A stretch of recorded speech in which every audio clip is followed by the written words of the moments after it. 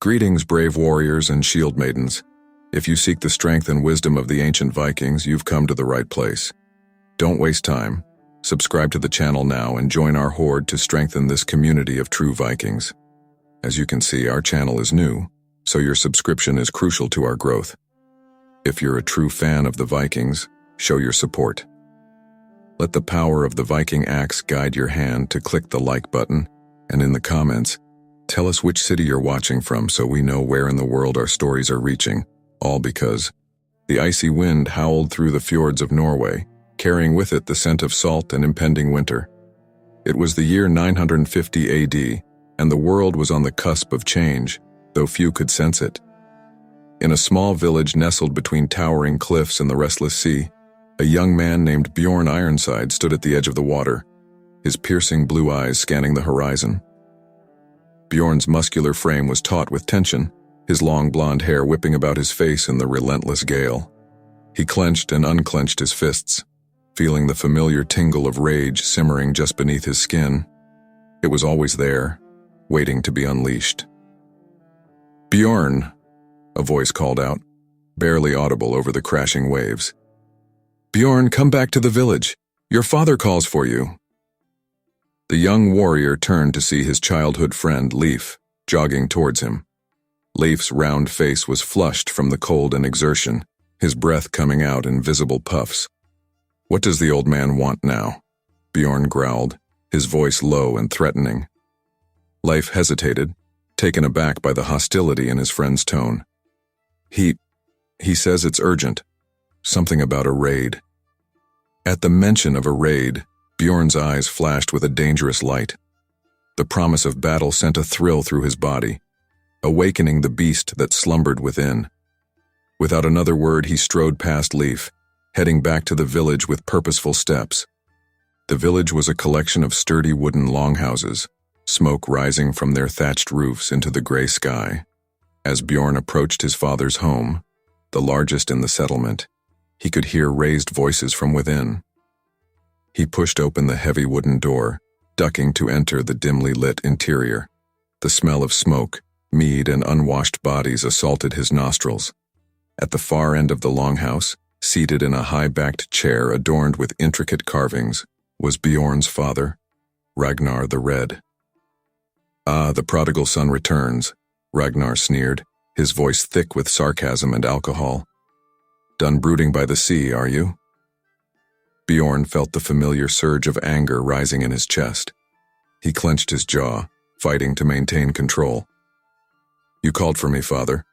What do you want?" Ragnar's bloodshot eyes narrowed. "Watch your tone, boy. I may be old, but I can still teach you respect." Before Bjorn could retort, a new voice cut through the tension. "Enough, both of you. We have more pressing matters to discuss." All eyes turned to the speaker, a tall, imposing man with a neatly trimmed beard and calculating eyes. Jarl Eric Bloodaxe, the most powerful chieftain in the region, stepped forward from the shadows. "Bjorn Ironside," Eric said, his voice carrying the weight of authority. "I've heard tales of your prowess in battle. They say you fight like a man possessed, that you feel no pain and show no mercy. Is this true?" Bjorn stood straighter, meeting the Jarl's gaze. "I fight for the glory of our people and the favor of the gods, nothing more." A knowing smile played at the corners of Eric's mouth. "And does this fervor come naturally to you? Or is it something else? Something darker?" The longhouse fell silent, all eyes fixed on Bjorn. He could feel them watching, judging, fear and awe mingling in their gazes. The beast within him stirred, sensing their apprehension. "I am what I am," Bjorn said finally, his voice low and dangerous. "If you have need of my axe, speak plainly. If not, I'll return to the sea." Eric Bloodaxe laughed, a booming sound that filled the longhouse. "Oh, I like this one, Ragnar. He has fire in his belly and ice in his veins. Yes, Bjorn Ironside, I have need of your axe. We sail for England in 3 days' time. The Saxon dogs grow fat and complacent on their stolen lands. It's time we reminded them of the fury of the Northmen." A chorus of cheers erupted from the gathered warriors. Bjorn felt the excitement building in the room, the promise of battle and plunder igniting a fire in every man present. But for him, it was different. The beast within him roared, clawing at his insides, begging to be set free. As the men began to discuss the upcoming raid, trading boasts and sharpening weapons, Bjorn slipped out of the longhouse. The cool air hit his face, a welcome respite from the stifling interior. He took deep breaths, trying to calm the storm raging inside him. "It troubles you, doesn't it?" a soft voice asked from nearby. Bjorn spun around, hand instinctively reaching for the axe at his belt. A woman stood there, her long dark hair adorned with feathers and bones, her eyes a startling shade of green. He recognized her immediately. Astrid, the village seer. "What troubles me?" Bjorn asked, his voice gruff with suspicion. Astrid stepped closer, her movements fluid and graceful. "The fury that burns within you, the rage that threatens to consume everything in its path. You fear it, yet you crave it." Bjorn's hand tightened on his axe. "You know nothing of me, witch." "I know more than you think, Bjorn Ironside," Astrid replied, unfazed by his hostility. "The gods have shown me your path. It is a path of blood and glory, of great deeds and terrible consequences. You stand at a crossroads, though you do not yet realize it. Speak plainly or leave me be," Bjorn growled, his patience wearing thin. Astrid's eyes seemed to glow in the fading light. "You are blessed by the gods, Bjorn, or perhaps cursed. The blood of the berserker flows through your veins, granting you unmatched strength and fury in battle. But beware, for this gift comes at a great price. Each time you surrender to the beast, you lose a piece of your humanity. One day you may find there is nothing left of the man you once were." Bjorn felt a chill run down his spine, not from the cold wind but from the weight of Astrid's words. He wanted to dismiss them as the ramblings of a mad woman, but deep down, he knew there was truth in what she said. "What would you have me do?" he asked, his voice barely above a whisper. "Abandon the raid? Turn my back on my people?" Astrid shook her head, a sad smile on her lips. "Your destiny lies across the sea, Bjorn Ironside. But remember this, the greatest battles are not fought with axe and sword but within one's own heart. You must learn to control the beast or it will control you." With those cryptic words, Astrid turned and walked away, disappearing into the gathering darkness. Bjorn stood there for a long moment, his mind reeling from the encounter. The sound of laughter and singing drifted from the longhouse, his fellow warriors celebrating the upcoming raid. Bjorn looked out towards the sea, its dark waters reflecting the first stars of the evening. In 3 days they would set sail for England, for glory and plunder. But as the beast within him growled in anticipation, Bjorn couldn't shake the feeling that this raid would change everything. As he turned back towards the village, resolved to prepare for the journey ahead, a single question echoed in his mind. Could he control the fury within, or would it consume him entirely? The next 3 days passed in a blur of preparation and anticipation. The village buzzed with activity as warriors sharpened their weapons, women prepared provisions, and shipwrights made final adjustments to the sleek longships that would carry them across the sea. Bjorn threw himself into the preparations, hoping that physical exertion would quiet the turmoil in his mind. He split logs for oars until his hands were raw and bleeding, helped load supplies onto the ships, and sparred with his fellow warriors to hone his skills. On the eve of their departure, as the village gathered for a feast in honor of the raid, Bjorn found himself once again drawn to the edge of the sea. The setting sun painted the sky in hues of orange and purple, its beauty a stark contrast to the violence that lay ahead. "There you are," a familiar voice called out. Bjorn turned to see Leif approaching, 2 horns of mead in his hands. "I thought you might be here. You'll miss the feast if you're not careful." Bjorn accepted the offered horn with a nod of thanks. "Perhaps that wouldn't be such a bad thing. I've no stomach for boasts and drunken singing tonight." Leif studied his friend's face, concern evident in his eyes. "What troubles you, Bjorn?" This isn't like you. Normally, you'd be at the heart of the celebration, regaling us all with tales of your past glories. Bjorn took a long drink of mead, savoring the sweet burn as it slid down his throat. "Tell me, Leif," he said after a moment. "Do you ever fear what you might become in the heat of battle?" Leif's brow furrowed in confusion. "Fear? No, I can't say that I do. I fear dying, of course, or failing my brothers in arms. But becoming something? What do you mean?" Bjorn sighed, struggling to find the words to express the turmoil within him. "When I fight, when I give in to the rage, it's like I become someone else. Something else. A beast that knows only killing and destruction. And each time it becomes harder to come back from that place." Leif was silent for a long moment, digesting his friend's words. Finally, he placed a hand on Bjorn's shoulder. "You are Bjorn Ironside, son of Ragnar the Red, and my brother in all but blood. Whatever demons you face on the battlefield, know that we, your friends, your people, will always be here to bring you back." Bjorn felt a lump form in his throat, touched by his friend's loyalty. Before he could respond, the sound of a horn echoed across the village. It was time. As they made their way to the longships, warriors saying farewell to loved ones and making last-minute preparations, Bjorn caught sight of Astrid standing apart from the crowd. Their eyes met, and he saw both warning and promise in her gaze. Stepping onto the ship that would carry him to England, to battle, and to his destiny, Bjorn Ironside took a deep breath of the salty air. The beast within him stirred, sensing the proximity of violence and glory. But this time, Bjorn was determined to remain in control. As the longships pushed off from the shore, their dragon-headed prows cutting through the waves, Bjorn looked back at the receding coastline of his homeland. Whatever challenges lay ahead, whatever battles he would face, both external and internal, he knew that this journey would define him.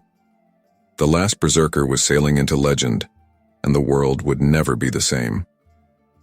The longship's dragon-headed prow cut through the choppy waters of the North Sea, its wooden hull creaking with each swell. Bjorn Ironside stood at the bow, his piercing blue eyes fixed on the horizon, where a thin line of green was slowly growing larger. England, the land of promise and plunder, was finally within sight. Behind him, the rest of the Viking warband prepared for landfall. The air thrummed with anticipation, the clash of weapons being sharpened, the murmur of prayers to Thor and Odin, and the occasional burst of nervous laughter. "Land ho!" The cry came from the lookout, sending a ripple of excitement through the assembled warriors. Jarl Eric Bloodaxe strode to the front of the ship, his presence commanding immediate attention. "Men of the North!" His voice boomed over the sound of waves and wind. "The time has come to remind these Saxon dogs of the fury of the Vikings. Today, we write our names in blood and glory." A roar of approval went up from the warriors, axes and swords thrust skyward in salute. Bjorn remained silent, his hands gripping the ship's railing so tightly his knuckles turned white. The familiar tingle of rage began to build within him, the beast stirring from its slumber. As the longships beached on the pebbly shore, Bjorn was among the first to leap into the shallow water, his axe already in hand.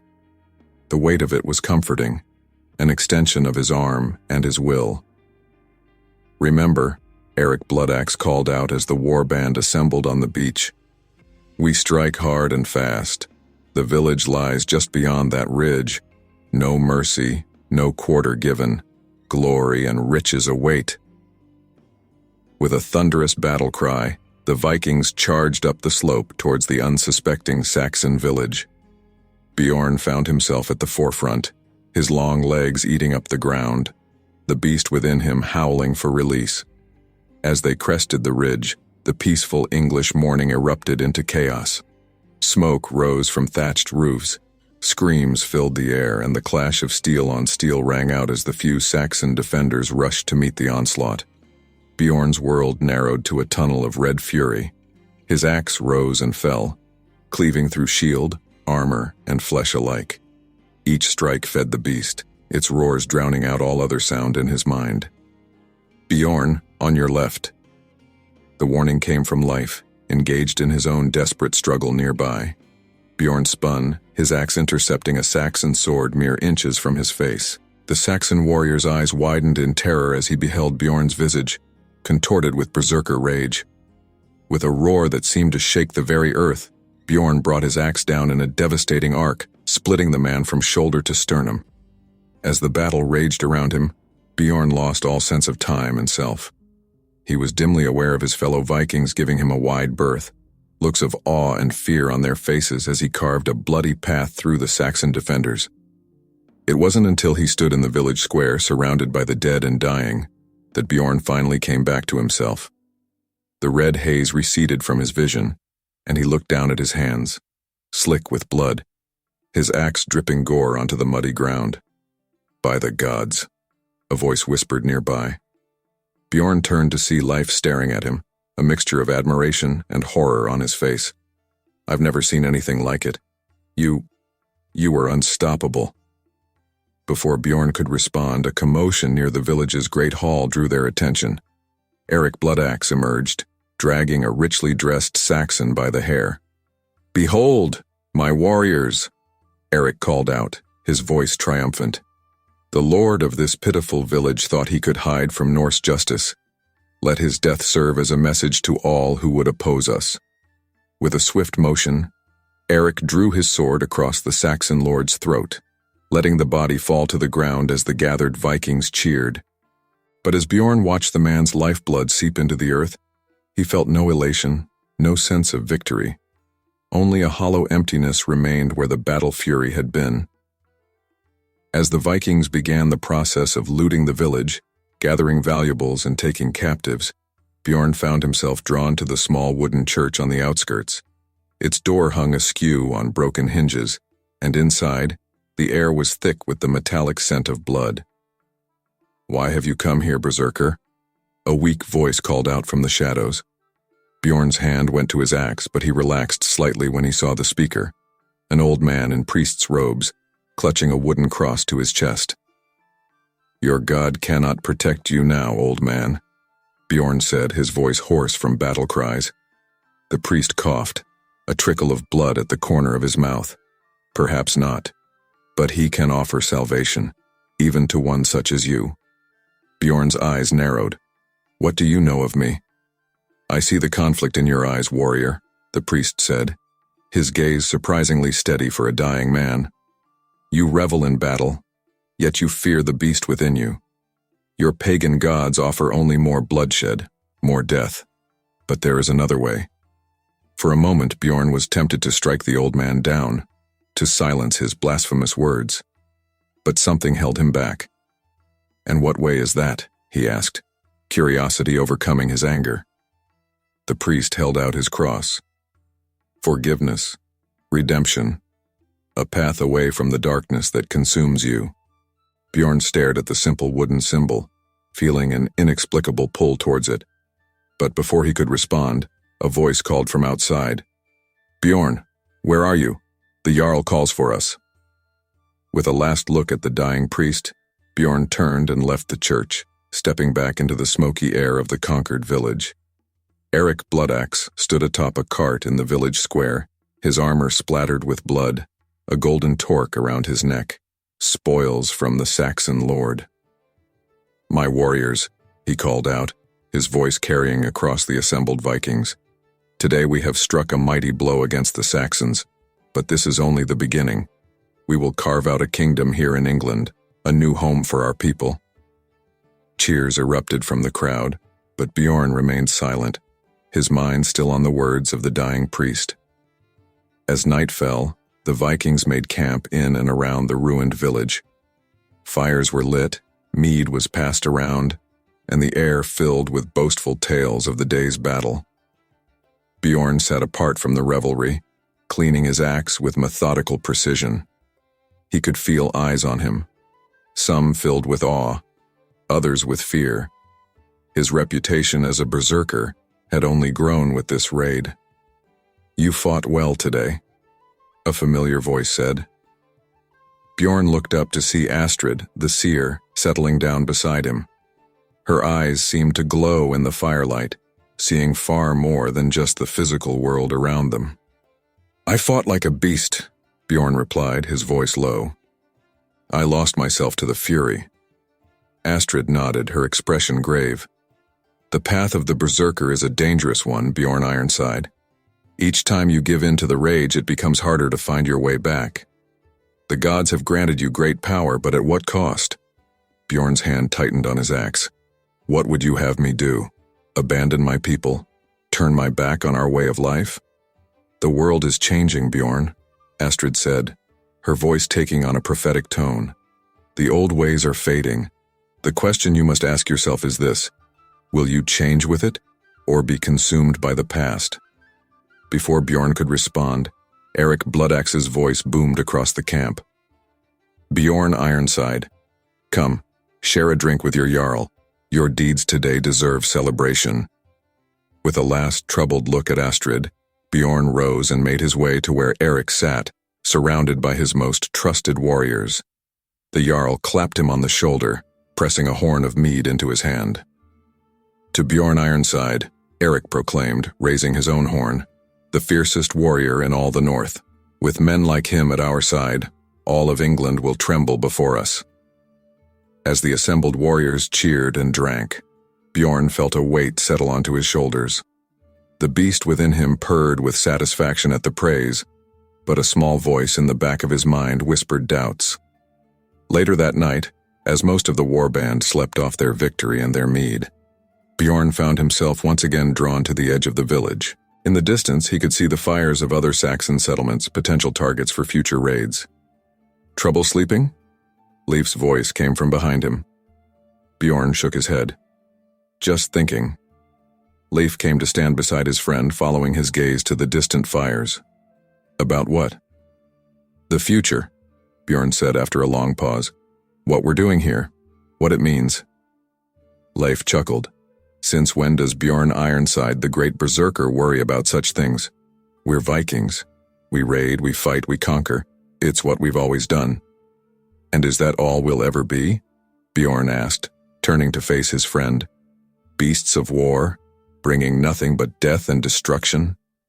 Leif's brow furrowed in concern. "What's gotten into you, Bjorn? This doesn't sound like you at all." Bjorn sighed, running a hand through his blood-matted hair. "I don't know, Leif. I feel like we're standing on the edge of something. A great change, and I'm not sure where I fit into it all." Leif placed a hand on Bjorn's shoulder, his grip firm and reassuring. "You're Bjorn Ironside, son of Ragnar the Red, the fiercest warrior in all the north. Whatever changes come, you'll face them as you've faced everything else, with an axe in your hand and fire in your heart." As Leif turned to head back to the camp, Bjorn remained, his eyes fixed on the horizon. The beast within him stirred restlessly, sensing the conflict in his heart. In the distance, a cock crowed, heralding the coming dawn. Another day of raiding and bloodshed lay ahead. But as Bjorn Ironside stood on the edge of conquered land, he couldn't shake the feeling that his greatest battles were yet to come, not against the Saxons, but against the very nature of who and what he was. With a deep breath, he turned back towards the Viking camp. Whatever doubts plagued him, whatever changes loomed on the horizon, he was still a warrior of the north. And for now, that would have to be enough. The sun hung low on the horizon, casting long shadows across the makeshift Viking settlement. What had begun as a temporary camp following their raid had, over the past few weeks, evolved into something more permanent. Wooden palisades now encircled the former Saxon village, and the great hall had been repurposed as Eric Bloodaxe's seat of power. Bjorn Ironside stood atop the newly constructed watchtower, his keen eyes scanning the surrounding countryside. The beast within him had been restless since their arrival in England, yearning for the chaos of battle. But for now, an uneasy peace held sway. "Bjorn," a voice called from below, "the Jarl summons you to the great hall." With a grunt of acknowledgement, Bjorn descended the rough wooden ladder. As he made his way through the bustling settlement, He could feel the eyes of his fellow Vikings upon him. Some gazes held admiration, others fear, but all recognized the barely contained power that simmered beneath his skin. The great hall was a cavernous space, dimly lit by smoky torches and a central fire pit. Eric Bloodaxe sat upon a high-backed chair at the far end, his imposing figure dominating the room. As Bjorn approached, he noticed several other warriors gathered around, including his friend Leif. "Ah, the berserker arrives," Eric said, his voice carrying a hint of amusement. "Come, Bjorn Ironside. We have matters of importance to discuss." Bjorn took his place among the assembled warriors, nodding briefly to Leif. "What's this about, Jarl?" Eric leaned forward, his eyes glinting in the firelight. "It's time we spoke of the future, my friends. We've carved out a foothold here in England, but to truly prosper, we must understand the ways of this land." He gestured to an elderly man standing nearby, his beard long and white, eyes sharp despite his advanced years. "This is Halfdan the Wise. He has lived among the Saxons for many years and knows their customs and laws. He will teach us what we need to know to rule effectively." Halfdan stepped forward, his voice surprisingly strong. "The Saxons are not like us, my friends. They have complex laws and customs that govern every aspect of their lives. To truly conquer them, we must understand these ways." For the next hour, Halfdan spoke of Saxon laws, of Vergild and blood feuds, of the power of the church and the intricate web of alliances between noble houses. Bjorn listened intently, fascinated despite himself by this glimpse into a world so different from his own. As Halfdan finished his explanation, Eric Bloodaxe rose to his feet. "You see, my warriors? To build a lasting kingdom here, we must be more than just raiders. We must become rulers." A murmur of discontent rippled through the gathered Vikings. One burly warrior, Gunnar Skullsplitter, spoke up. "Rulers, we are Vikings. We take what we want by strength of arms, not by playing at being Saxon lords." Eric's eyes narrowed dangerously. "Watch your tongue, Gunnar. I am your Jarl, and my word is law. We will adapt and thrive, or we will perish. The choice is yours." The tension in the room was palpable. Bjorn could feel the beast within him stirring, responding to the threat of violence. But before things could escalate further, Leif stepped forward. "Jarl Eric speaks wisely," he said, his voice calm but firm. "We've won our place here through strength, yes, but to keep it we must be smart. Learning their ways doesn't make us weak, it makes us stronger." Slowly, the tension began to dissipate. Eric nodded approvingly at Leif before turning his attention to Bjorn. "And what say you, Berserker? Will you learn these new ways? Or do you only thirst for battle?" All eyes turned to Bjorn. He could feel the weight of their expectations, the beast within him growling for release. But Astrid's words echoed in his mind. "The world is changing, Bjorn. Will you change with it, or be consumed by the past?" Taking a deep breath, Bjorn met Eric's gaze. "I will learn," he said, his voice low but clear. "For the good of our people." Eric's face split into a wide grin. "Excellent. Then let us begin. Halfdan, tell us more of these Saxon laws." As the discussion continued late into the night, Bjorn found his mind racing with new ideas and possibilities. The beast within him still yearned for battle, but for the first time, he began to see a future beyond the endless cycle of raiding and bloodshed. The next morning dawned clear and crisp, a hint of autumn in the air. Bjorn stood at the edge of the settlement, watching as a group of Saxon farmers cautiously approached the gates. Under Eric's new policies, they were to be allowed to trade with the Vikings, a first step towards integration. "Strange, isn't it?" Leif said, coming to stand beside him. "Yesterday we would have cut them down without a second thought. Today we're to trade with them like merchants."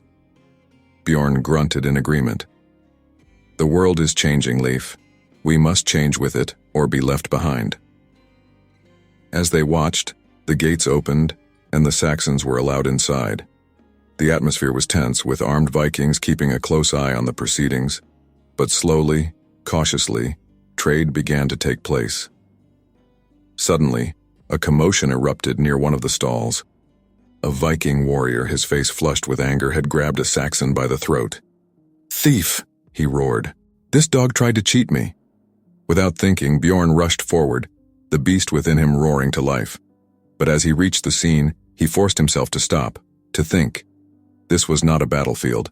This was a test of the new order Eric was trying to build. "Enough!" Bjorn's voice boomed across the marketplace, silencing the growing tumult. "What is the meaning of this?" The Viking warrior, still gripping the terrified Saxon, turned to Bjorn. "This wretch tried to shortchange me, Bjorn Ironside. He deserves to die for his treachery." Bjorn looked at the Saxon, who was shaking his head frantically, trying to speak through his constricted throat. With a growl, Bjorn pried the Viking's fingers loose. "Let him speak," he commanded. The Saxon gasped for air, then babbled out his explanation. "Please, my lord, there was no deception.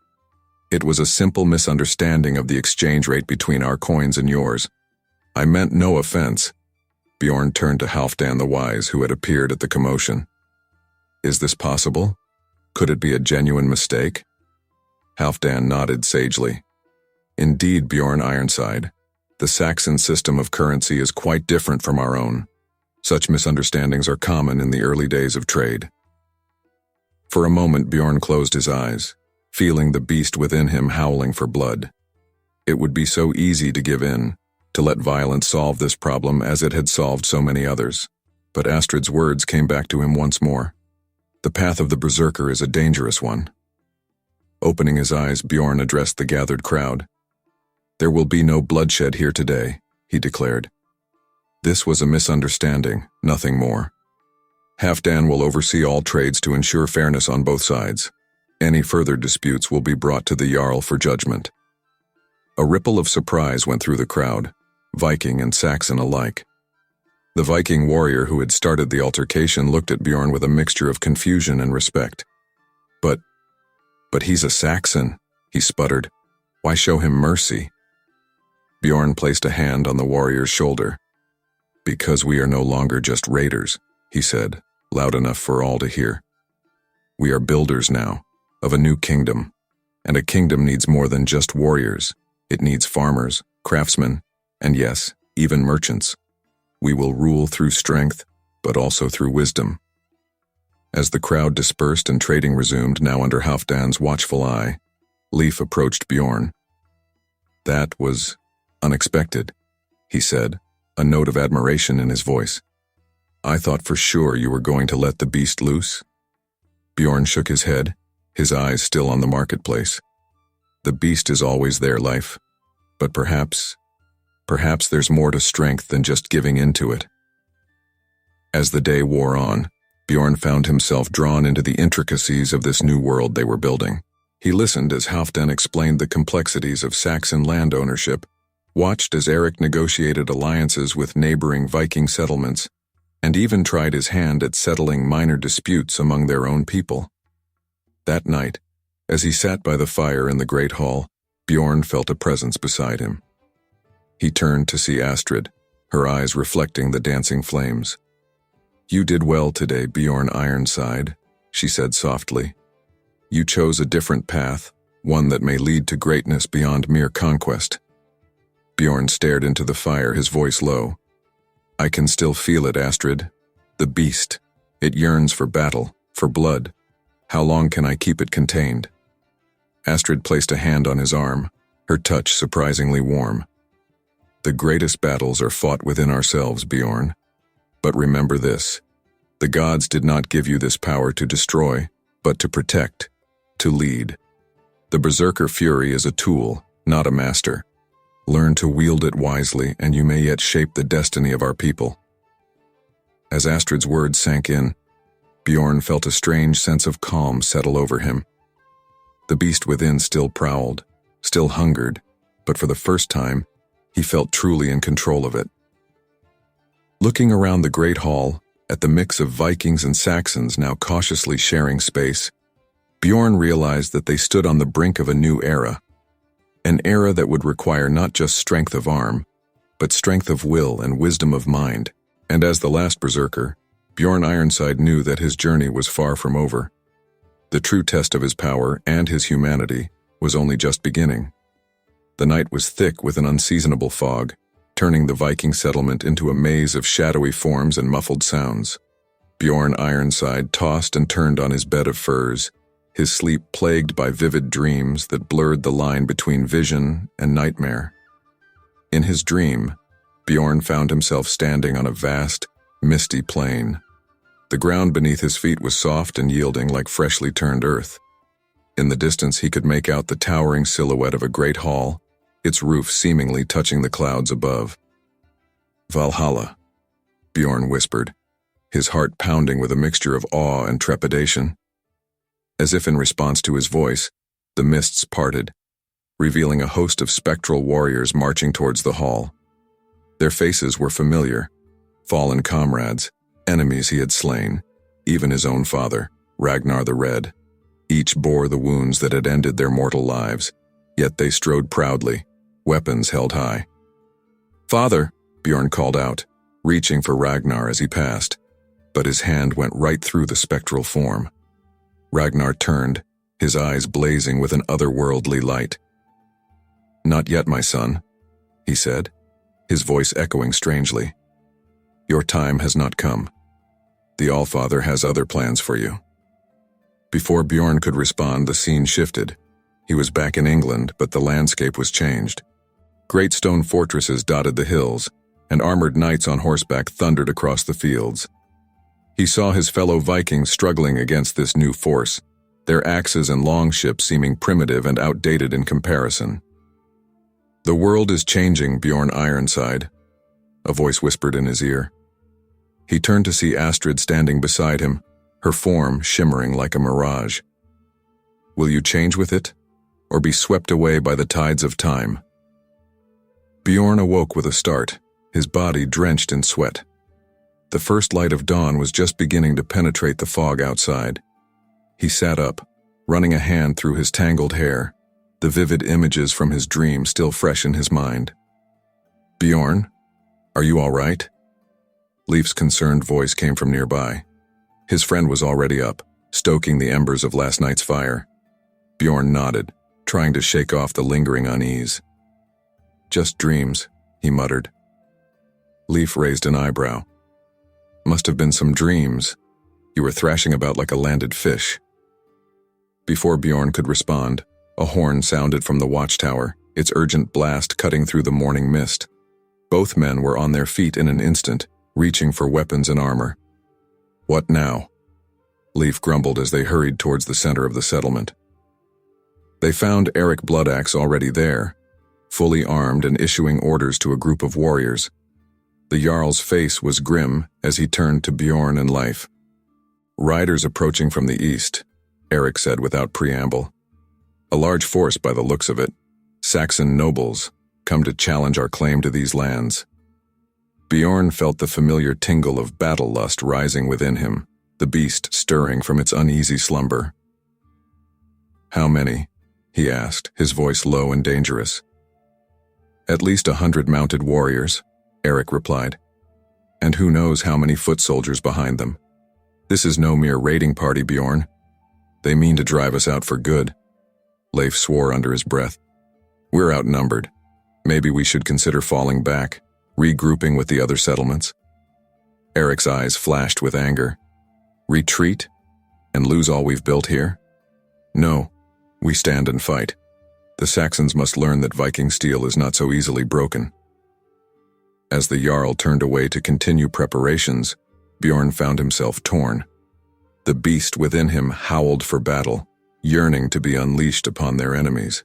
But the memory of his dream lingered along with Astrid's warning about the changing world.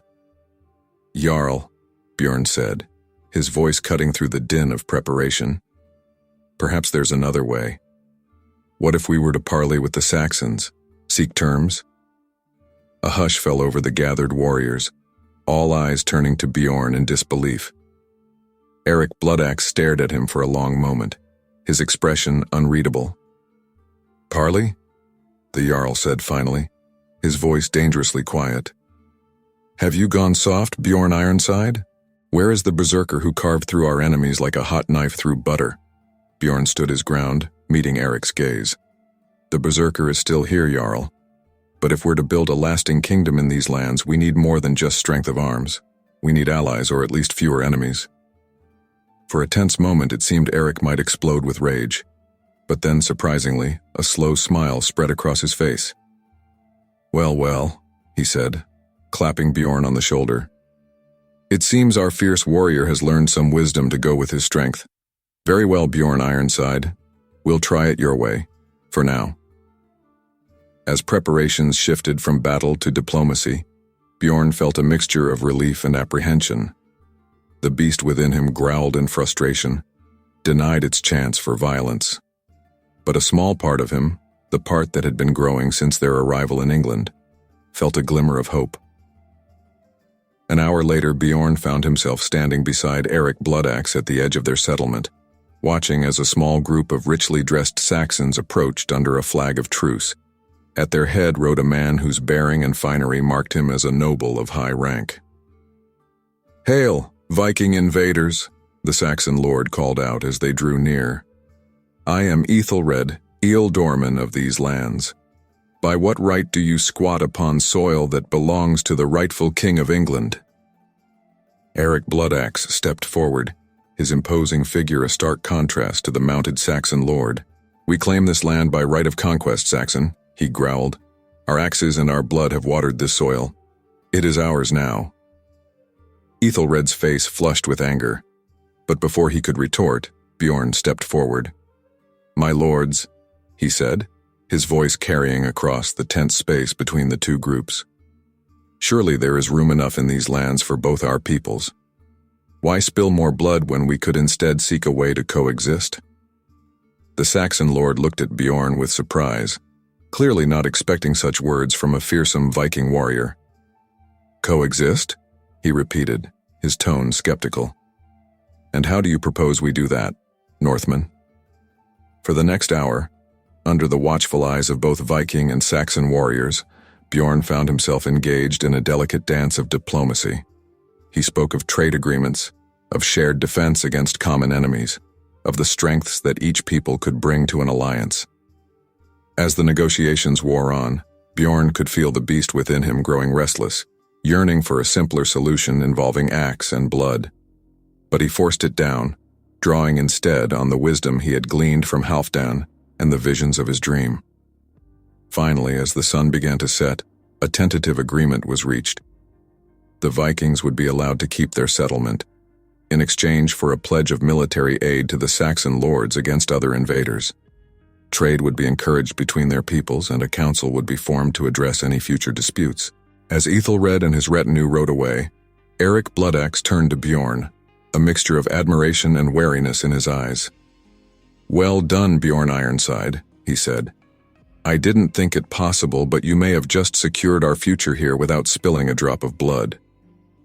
Bjorn nodded, feeling a strange sense of accomplishment mixed with an underlying current of unease. The beast within him was far from satisfied, and he knew that greater challenges lay ahead. Later that night, as the Vikings celebrated their diplomatic victory with feasting and drinking, Bjorn found himself drawn once again to the edge of the settlement. The mists had returned, shrouding the surrounding countryside in mystery. "You did well today," Astrid's voice came from behind him. "You chose a path of wisdom over violence." Bjorn turned to face the seer, his expression troubled. "Then why do I feel so unsettled? The berserker within me yearns for battle, Astrid. How long can I keep it contained?" Astrid's eyes seemed to glow in the dim light. "The greatest battles are not fought on fields of war, Bjorn Ironside, but within our own hearts. You stand at a crossroads, not just for yourself, but for our people.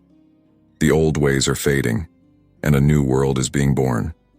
You must find a way to bridge the gap between what we were and what we must become." As Astrid's words hung in the air, Bjorn gazed out into the mist-shrouded night. He could almost see the ghostly warriors from his dream, marching towards a Valhalla that seemed increasingly distant. "And what if I fail?" he asked softly. Astrid placed a hand on his arm, her touch surprisingly warm.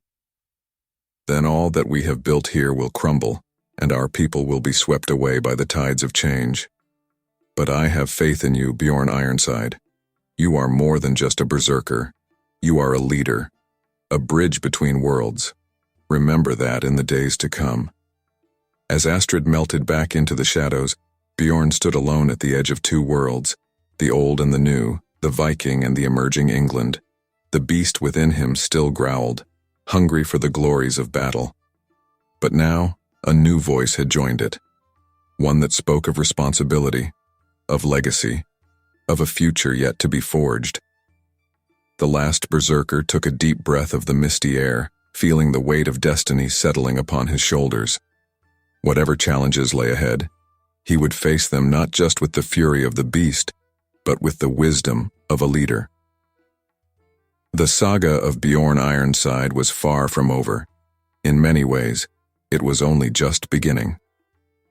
The early morning mist clung to the rolling hills of the English countryside, shrouding the landscape in an ethereal veil. Bjorn Ironside stood atop a small rise, his keen eyes scanning the horizon. Behind him, the Viking warband readied themselves for battle, the air thick with tension and the metallic scent of oiled weapons. It had been 3 moons since the uneasy truce with Ealdorm and Ethelred, and for a time it seemed as though peace might actually take root in this contested land. But the fragile alliance had shattered like glass against stone when word reached them of a massive Saxon army marching from the south, led by a warrior king determined to drive the Vikings from England's shores once and for all. "Do you see them?" Leif's voice cut through Bjorn's thoughts as his friend joined him on the hilltop. Bjorn nodded grimly. "There," he said, pointing to a distant line of movement along the horizon. "They come in force, just as the scouts reported." Leif squinted, his face pale in the early light. "By the gods," he whispered, "there must be thousands of them." 5,000 at least," came the gruff voice of Eric Bloodaxe as the Jarl approached. "Against our 800, the odds are not in our favor." Bjorn turned to face his leader, noting the mix of determination and worry etched on Eric's weathered features. "Then why do we stand and fight? Why not fall back, join with the other settlements?" Eric's eyes flashed with a familiar fire. "And lose all we've built here? No, Bjorn Ironside. This is our land now, bought with Viking blood and sweat. We make our stand here on Raven's Field and show these Saxons the true meaning of Norse courage." As if to punctuate the Jarl's words, a raven's harsh cry split the air. Bjorn looked up to see a pair of the black birds circling overhead. Odin's messengers come to witness the battle and guide the fallen to Valhalla. "Very well," Bjorn said, feeling the familiar stirring of the beast within him. "If we are to die this day, let it be with axes in hand and glory in our hearts." Eric clapped him on the shoulder, a fierce grin spreading across his face. "Spoken like a true Viking. Now, let us prepare. The Saxons will be upon us soon."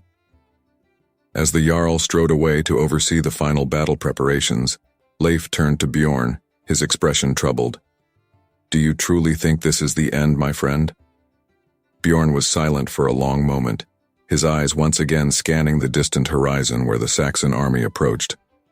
"I don't know, Leif," he said finally. "But whatever comes, we face it together." The next hour was a blur of activity as the Vikings formed their shield wall along the crest of a low ridge. Bjorn took his place at the center, the position of greatest honor and danger. To his right stood Leif, to his left a burly warrior named Gunnar Skullsplitter. Behind them, Eric Bloodaxe sat astride his warhorse, ready to direct the battle. As the Saxon army drew nearer, their numbers became horrifyingly clear. Row upon row of armored warriors stretched across the field, their spears and shields glinting in the morning sun. At their head rode a figure in gilded armor, his helmet adorned with a golden crown. "Behold," Eric's voice boomed out, "the so-called King of Wessex comes to test his mettle against Norse steel. Let him come. We'll send him and his army to meet their Christian god." A roar went up from the Viking ranks, a defiant cry in the face of overwhelming odds. Bjorn felt the beast within him responding to the battle lust, clawing at his insides, begging to be unleashed. Suddenly, a familiar figure appeared at his side. Astrid, the seer, her eyes wild and her hair unbound. "Bjorn Ironside," she said, her voice carrying an otherworldly quality. "The threads of fate draw tight this day. Remember who you are, what you fight for. The future of our people hangs in the balance." Before Bjorn could respond, Astrid pressed something into his hand, a small stone amulet carved with runes.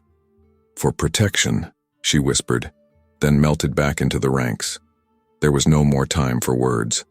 With a thunderous battle cry, the Saxon army charged across the field. The ground shook with the pounding of thousands of feet, the air filled with the screams of men and horses. "Hold!" Eric's voice cut through the chaos. "Hold the line!" Bjorn gripped his axe tightly, feeling the familiar weight of his shield on his arm. The beast within him roared, drowning out all other sound. As the Saxon wave crashed against the Viking shield wall, Bjorn let out a primal scream and gave himself over to the berserker fury. The world narrowed to a tunnel of red rage. Bjorn's axe rose and fell, cleaving through armor, flesh, and bone. He was dimly aware of Leif and Gunnar fighting beside him, of the shield wall bending but not breaking under the Saxon onslaught. Time lost all meaning as the battle raged on. The once green field turned red with blood and brown with churned earth. Bodies piled up before the Viking line, Saxon and Norse alike. Yet still they came, wave after wave of enemy warriors throwing themselves against the dwindling Viking forces. In a moment of clarity amidst the chaos, Bjorn saw Eric Bloodaxe locked in combat with the Saxon king. Their horses danced around each other as the two leaders traded blows, their weapons ringing out above the din of battle. With a mighty roar, Eric brought his axe down in a devastating arc, catching the Saxon king on the shoulder and unseating him from his horse. As the king fell, a cry went up from the Saxon ranks, not of despair, but of renewed fury. "The king is fallen," Bjorn heard someone shout. "Press the attack, avenge your lord." The Saxon line surged forward with renewed vigor, threatening to overwhelm the battered Viking shield wall. Bjorn felt a sharp pain in his side as an enemy spear found a gap in his armor. The beast within him howled in pain and rage, demanding blood for blood. "Bjorn," Leif's voice cut through the red haze. "We can't hold much longer. We must fall back." But retreat was not an option. With a guttural roar, Bjorn let the berserker fury take full control. He burst forward from the shield wall, his axe becoming a whirlwind of death.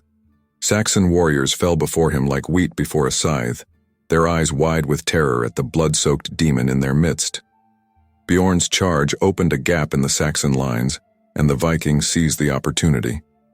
With Eric Bloodaxe at their head, they drove into the breach, turning the tide of battle. As the sun began to set on Ravensfield, the once mighty Saxon army broke and fled. The Vikings, though bloodied and vastly outnumbered, stood victorious amidst the carnage. Bjorn found himself standing alone in a sea of bodies, his axe slick with blood, his armor dented and torn. The berserker rage slowly receded, leaving him drained and aching. He looked down at his hands, barely recognizing them through the coat of gore. "Bjorn, by all the gods, you're alive!" Leif's voice reached him as if from a great distance. His friend limped towards him, a bloody bandage wrapped around his thigh. "We won?" Bjorn asked, his voice hoarse from hours of battle cries. Leif nodded, his face a mixture of exhaustion and exhilaration. "Against all odds. They're calling it a miracle. You should see yourself, Bjorn. The Saxons are already spreading tales of the demon warrior who turned the tide." Before Bjorn could respond, Eric Bloodaxe approached, his armor dented and bloodied, but his eyes shining with triumph. "Bjorn Ironside," he boomed. "Never in all my years have I seen such fury in battle. Songs will be sung of your deeds this day." As the surviving Vikings gathered around, cheering and chanting his name, Bjorn felt a deep unease settle in his gut. He had surrendered completely to the beast within, and the cost had been terrible. The field around them was littered with the dead and dying, Saxon and Viking alike. In the fading light, Bjorn caught sight of Astrid standing at the edge of the battlefield. Their eyes met, and he saw not triumph in her gaze, but a deep sadness tinged with fear. "What have I become?"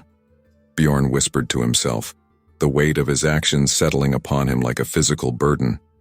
As night fell on Raven's Field, the Vikings began the grim task of tending to their wounded and honoring their dead. Bjorn stood apart, looking out over the moonlit battlefield. The victory had been total, but as he fingered the rune-carved amulet Astrid had given him, he couldn't shake the feeling that this battle had cost him far more than blood and pain. The last berserker had turned the tide and saved his people, but at what price? As the celebratory songs of his fellow Vikings drifted across the field of the dead, Bjorn Ironside faced the long night ahead, haunted by the echoes of battle and the uncertain future that lay before him. The acrid smell of smoke hung heavy in the air as Bjorn Ironside made his way through the Viking encampment. 3 days had passed since the Battle of Raven's Field, and the aftermath of the great victory was still palpable. Wounded warriors groaned in makeshift healing tents, while others sharpened weapons and repaired armor, their faces etched with a mixture of triumph and weariness. As Bjorn approached the central longhouse, now serving as Eric Bloodaxe's hall, he caught snippets of excited conversation. "Did you see him? Like Odin himself come down to earth. They say he slew 100 men with a single swing of his axe. The Saxons fled at the very sight of him, screaming about demons and monsters." Bjorn's jaw clenched at the words. The adulation of his fellow Vikings sat uneasily upon his shoulders, a weight almost as heavy as the guilt that gnawed at his insides. The berserker rage that had won them the battle had exacted a terrible price, not just in lives but in Bjorn's own sense of self. As he pushed open the heavy wooden door of the longhouse, the buzz of conversation within died down. All eyes turned to him, a mixture of awe and fear in their gazes.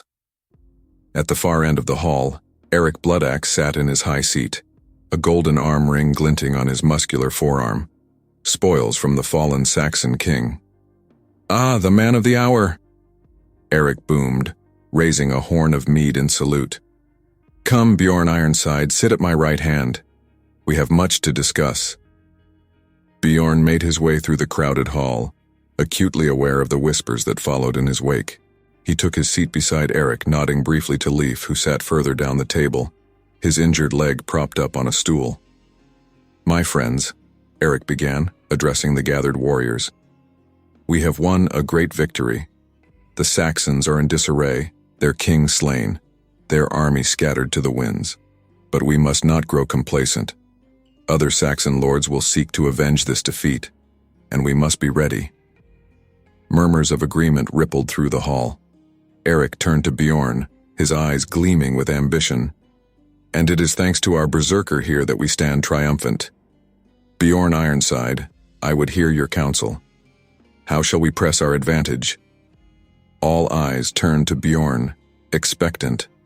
He felt the familiar stirring of the beast within him, responding to the talk of further conquest. But along with it came a wave of unease, memories of the battlefield carnage flashing before his eyes. "Jarl Eric," Bjorn began, his voice low but carrying clearly through the hushed hall. "We have indeed won a great victory. But at what cost? Our numbers are depleted, our warriors weary. Perhaps it is time to consolidate our gains, to build rather than destroy." A shocked silence fell over the gathering. Eric's brow furrowed, his earlier jovial mood evaporating. "Build? You speak of building when the Saxons are ripe for the taking? Have you gone soft, Bjorn Ironside?" Bjorn met the Jarl's gaze steadily. "Not soft, my Jarl, but wise, I hope. We came to these lands not just to raid, but to settle, to carve out a new home for our people. If we continue to push for war, we risk losing everything we've gained." Angry mutters broke out among the gathered warriors. Gunnar Skullsplitter, his face still bearing the scars of battle, stood up abruptly. "This is not the Bjorn I fought beside. The berserker who turned the tide of battle would not speak of peace when there is glory to be won." Shouts of agreement followed Gunnar's words. Eric raised a hand for silence, his eyes never leaving Bjorn's face. You surprise me, Bjorn. I expected fire and fury from you, not words of caution. Tell me, what has brought about this change of heart? Bjorn took a deep breath, choosing his words carefully. I have seen the future in blood and battle, Jarl Eric, and I fear that if we continue down this path, it will lead only to our destruction. The world is changing. We must change with it, or be swept away. The longhouse erupted into chaos, warriors arguing loudly amongst themselves. Some supported Bjorn's words, while others decried them as cowardice. Eric Bloodaxe sat back in his high seat, his expression unreadable as he observed the discord. Suddenly, the door of the longhouse burst open, and a figure strode in, silencing the tumult with her mere presence. Astrid, the seer, her eyes blazing with an otherworldly light. Silence, she commanded, her voice carrying a power that belied her slight frame. You argue amongst yourselves while the threads of fate twist and turn. Bjorn Ironside speaks with the wisdom of the gods, though he knows it not. Eric leaned forward, his interest piqued. What do you mean, seer? What have the gods shown you? Astrid's gaze swept the hall, settling finally on Bjorn. I have seen a great change coming, like a storm on the horizon. The old ways are fading, and a new world struggles to be born. Bjorn Ironside stands at the crossroads of this change. His choices will determine the fate of our people. A hushed whisper ran through the gathered Vikings. Eric stroked his beard thoughtfully, then turned to Bjorn. It seems the gods favor you, Berserker. Very well. We will consider your words of caution. But know this. I did not come to these lands to live as a farmer. The call of battle still sings in my blood. As the meeting broke up, warriors filing out of the longhouse still arguing in hushed tones, Bjorn felt a hand on his arm. He turned to find Leif looking up at him, concern etched on his friend's face. Are you all right, Bjorn? Leif asked quietly.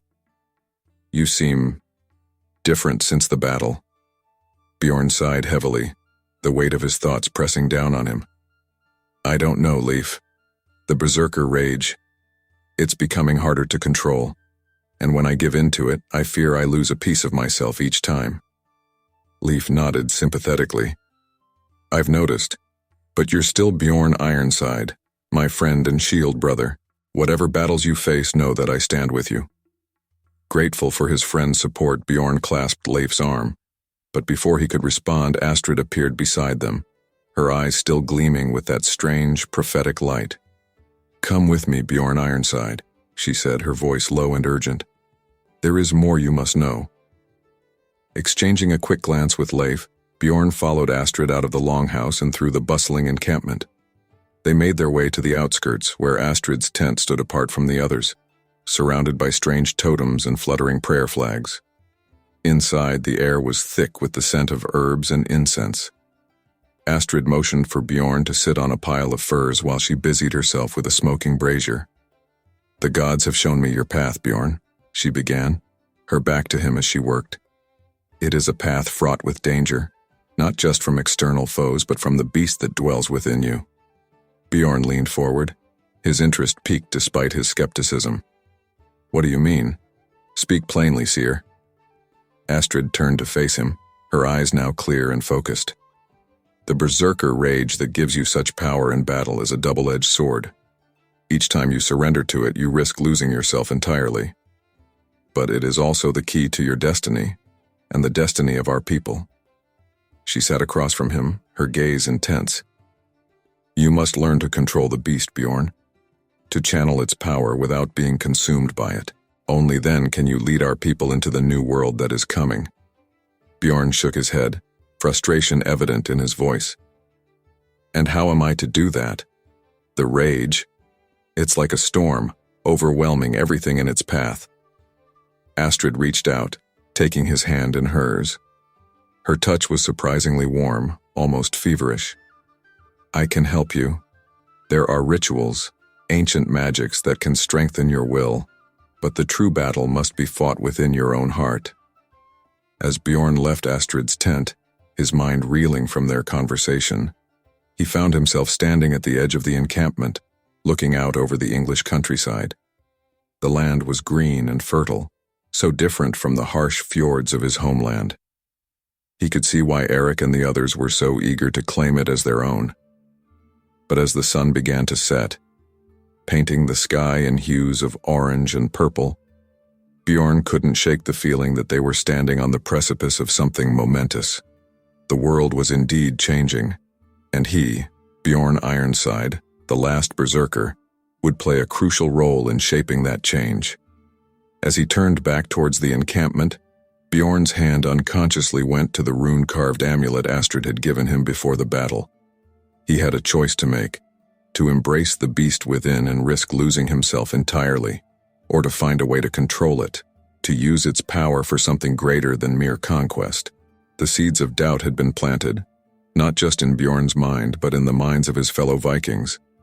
The path ahead was uncertain, fraught with danger both external and internal. But as Bjorn Ironside walked back into the heart of the Viking camp, he felt a new resolve forming within him. Whatever challenges lay ahead, he would face them not just with the fury of the berserker, but with the wisdom and strength of a true leader. The saga of the last berserker was far from over. In fact, it was only just beginning. The longship creaked and groaned as it battled against the fierce North Atlantic waves. Icy spray lashed across the deck, freezing almost instantly in the biting wind. Bjorn Ironside stood at the prow, his eyes fixed on the horizon where a faint smudge of land was just becoming visible through the mist and sleet. Iceland. Eric Bloodaxe's voice carried over the howling wind as the Jarl joined Bjorn at the ship's front. A land of fire and ice, they say, ripe for the taking. Bjorn nodded grimly, his mind racing with the events that had led them to this treacherous journey. The uneasy peace in England had lasted barely a month before new threats arose. Saxon lords from the south, emboldened by the arrival of mercenaries from across the sea, had begun to push back against the Viking settlements. Rather than face a war on multiple fronts, Eric had made the bold decision to seek new lands, new opportunities for their people. Iceland, with its rumored vast expanses of unclaimed territory, seemed the perfect solution. "If we survive the journey," Bjorn muttered, his eyes never leaving the distant shoreline. Eric laughed, a booming sound that cut through the storm's fury. "Where's your spirit of adventure, Bjorn Ironside? This is what it means to be Viking, to brave the unknown, to carve our names into the very fabric of the world." Before Bjorn could respond, a massive wave crashed over the ship's side, sending icy water cascading across the deck. Men scrambled to secure loose items and bail out the excess water. "Odin's beard," Leif sputtered, stumbling towards them. "This is no natural storm. The sea itself seems to rise against us." As if in response to Leif's words, the sky darkened further, and the waves grew even more violent. The longship bucked and heaved, threatening to capsize at any moment. "It's Aegir," one of the older warriors cried out. "The god of the sea seeks to claim us for his watery halls." Panic began to spread among the crew. Even hardened Viking warriors, used to the perils of the sea, found their courage wavering in the face of this supernatural onslaught. Bjorn felt the familiar stirring of the beast within him, responding to the danger and the fear of those around him.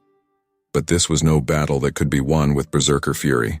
They needed a miracle. Suddenly a figure emerged from below decks.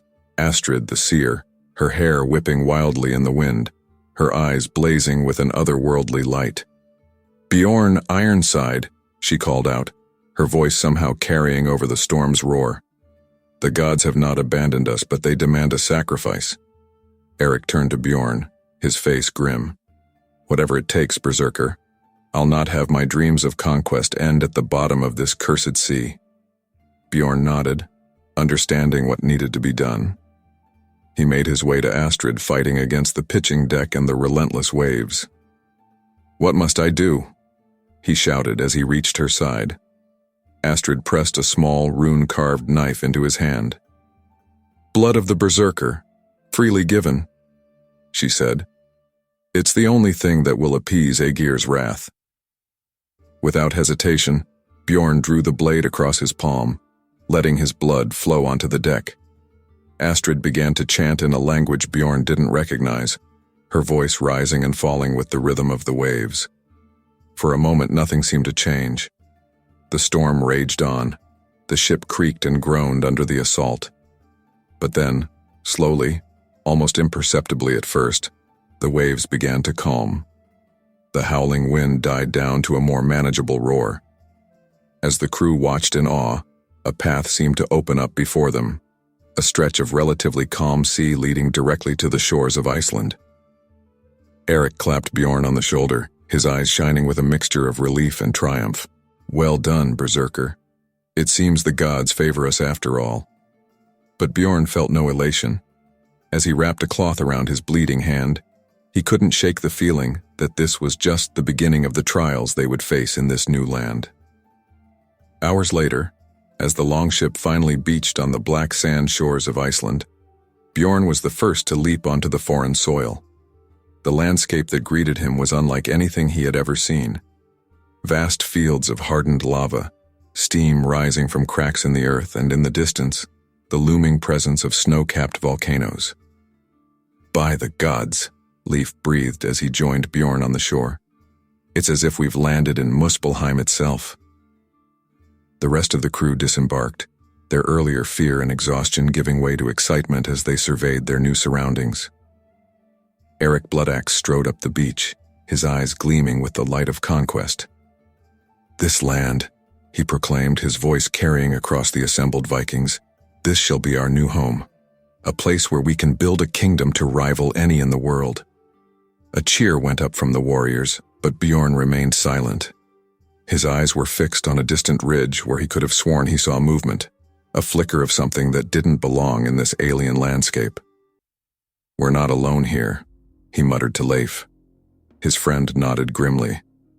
I had heard tales of settlers already claiming parts of this land. It seems we may have a fight on our hands yet."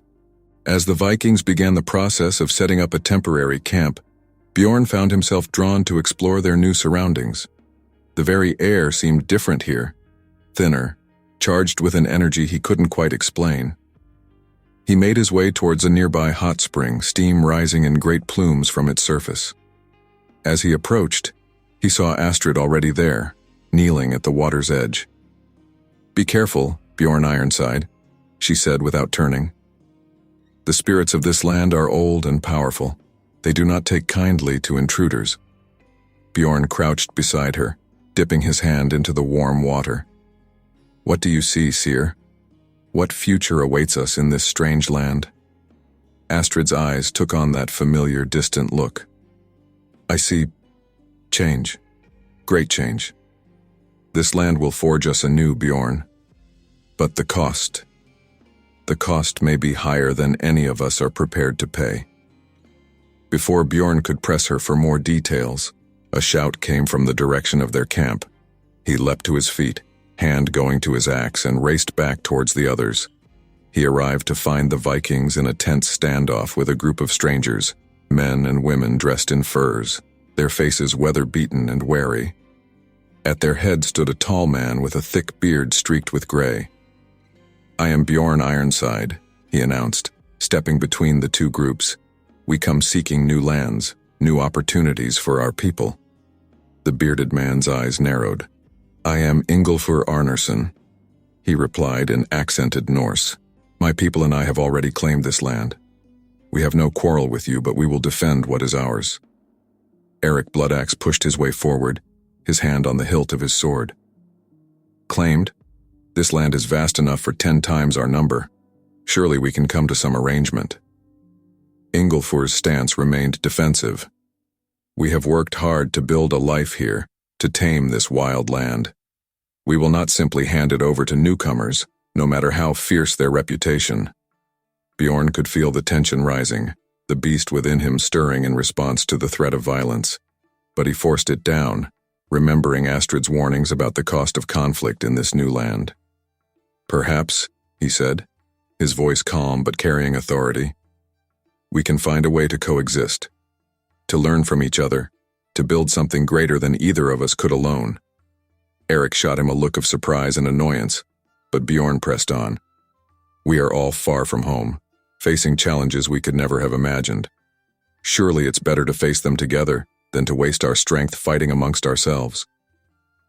A murmur ran through both groups. Ingolfur studied Bjorn intently, as if trying to gauge the sincerity of his words. Finally, the older man nodded slowly. Your words have wisdom, Bjorn Ironside. Perhaps there is room for negotiation after all. As the two leaders began to discuss terms, Bjorn felt a hand on his arm. He turned to find Astrid beside him, her eyes shining with approval. You begin to understand, Berserker, she said softly. The greatest battles are not always won with axe and sword.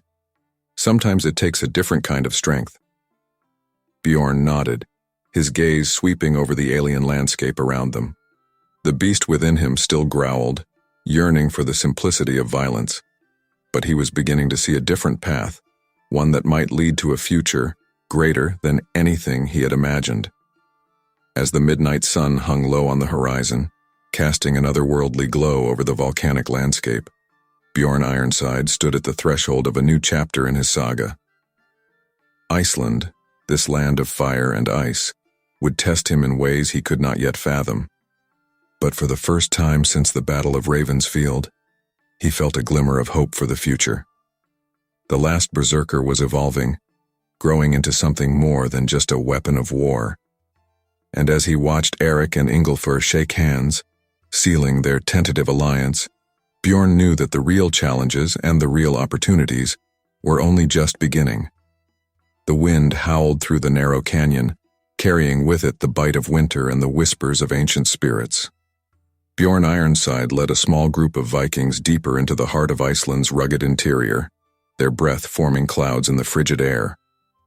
3 months had passed since their arrival on these shores, and the uneasy alliance with Ingolfur's settlers had held.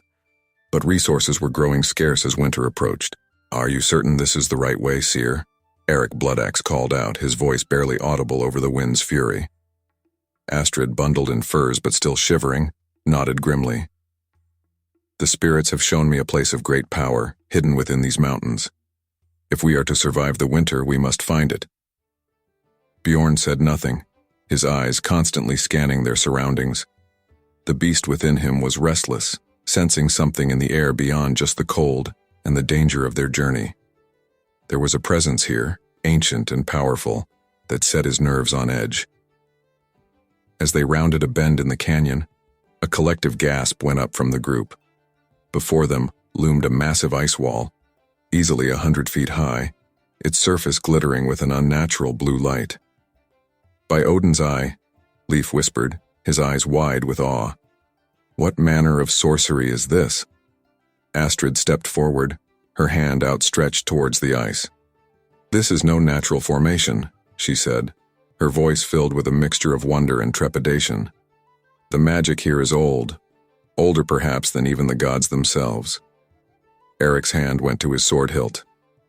Magic or no, we didn't come all this way to be stopped by a wall of ice. There must be a way around or through. As if in response to his words, a low rumble echoed through the canyon. The ground beneath their feet began to tremble, and with a sound like thunder, a crack appeared in the center of the ice wall. Look, one of the Vikings cried out, pointing to the widening fissure. As the group watched in stunned silence, the crack grew larger, revealing a dark opening beyond. Cold air rushed out from the cavern, carrying with it the musty scent of age and secrets long buried. Bjorn felt the beast within him stir, more insistent now. Every instinct screamed danger, but there was something else too. A pull, an irresistible urge to step into that darkness and face whatever waited within. We should turn back, Leif said, voicing the fear that many of them felt. This place, it's not meant for mortal men. Eric Bloodaxe laughed, though there was a nervous edge to it. And miss the chance at glory and riches beyond our wildest dreams? I think not. Bjorn, you and I will lead the way. The rest of you, guard our backs.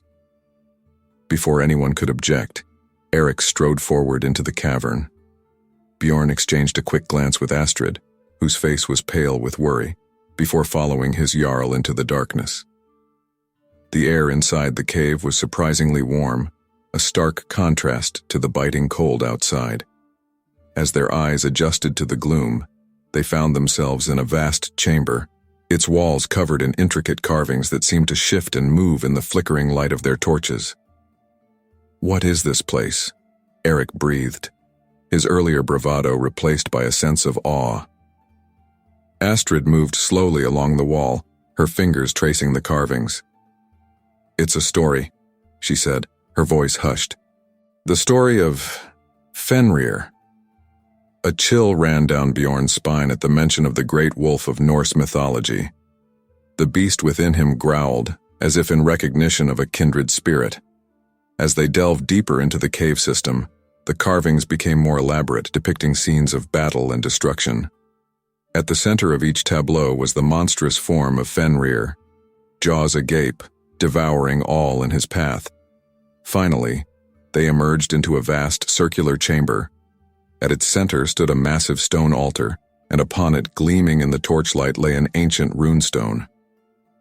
"By all the gods," Eric whispered, his eyes fixed on the stone. "Can you imagine the power this must hold? With this, we could conquer not just Iceland, but all of the known world." But Bjorn wasn't listening. His attention was fixed on the carvings that encircled the chamber. They told a story he knew all too well, the binding of Fenrir by the gods, the great wolf's fury, and his eventual breaking free at Ragnarok. As Eric reached for the runestone, Astrid's voice rang out in warning. "Stop! Do not touch it!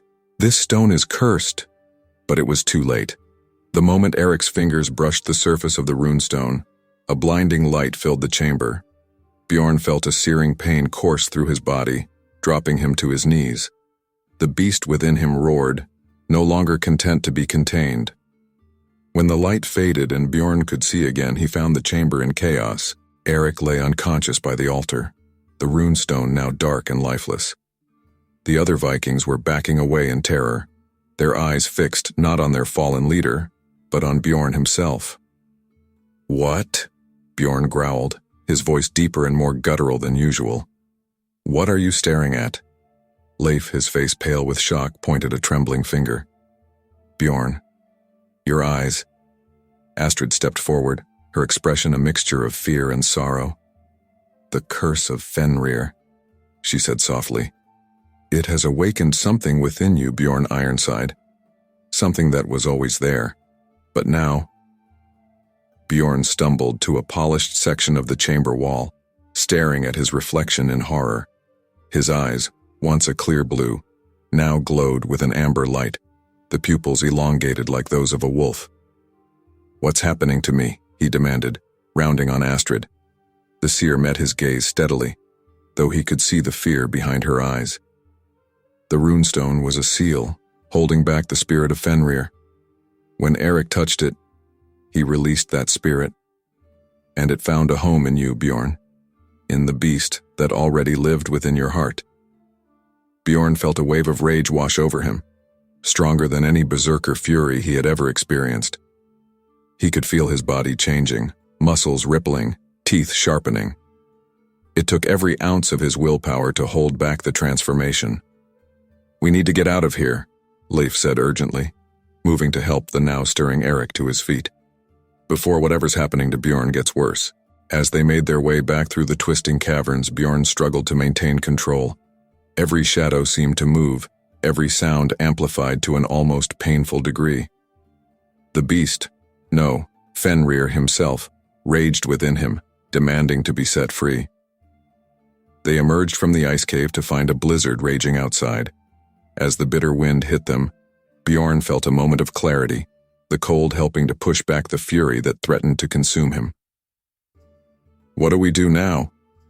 one of the Vikings asked, shouting to be heard over the storm. Eric, leaning heavily on Leif, shook his head. "We return to the settlement. We have what we came for, power beyond our wildest dreams." But Astrid stepped forward, her eyes locked on Bjorn. "No," she said firmly. "What we have is a curse that could destroy us all. Bjorn cannot return to the settlement, Not like this.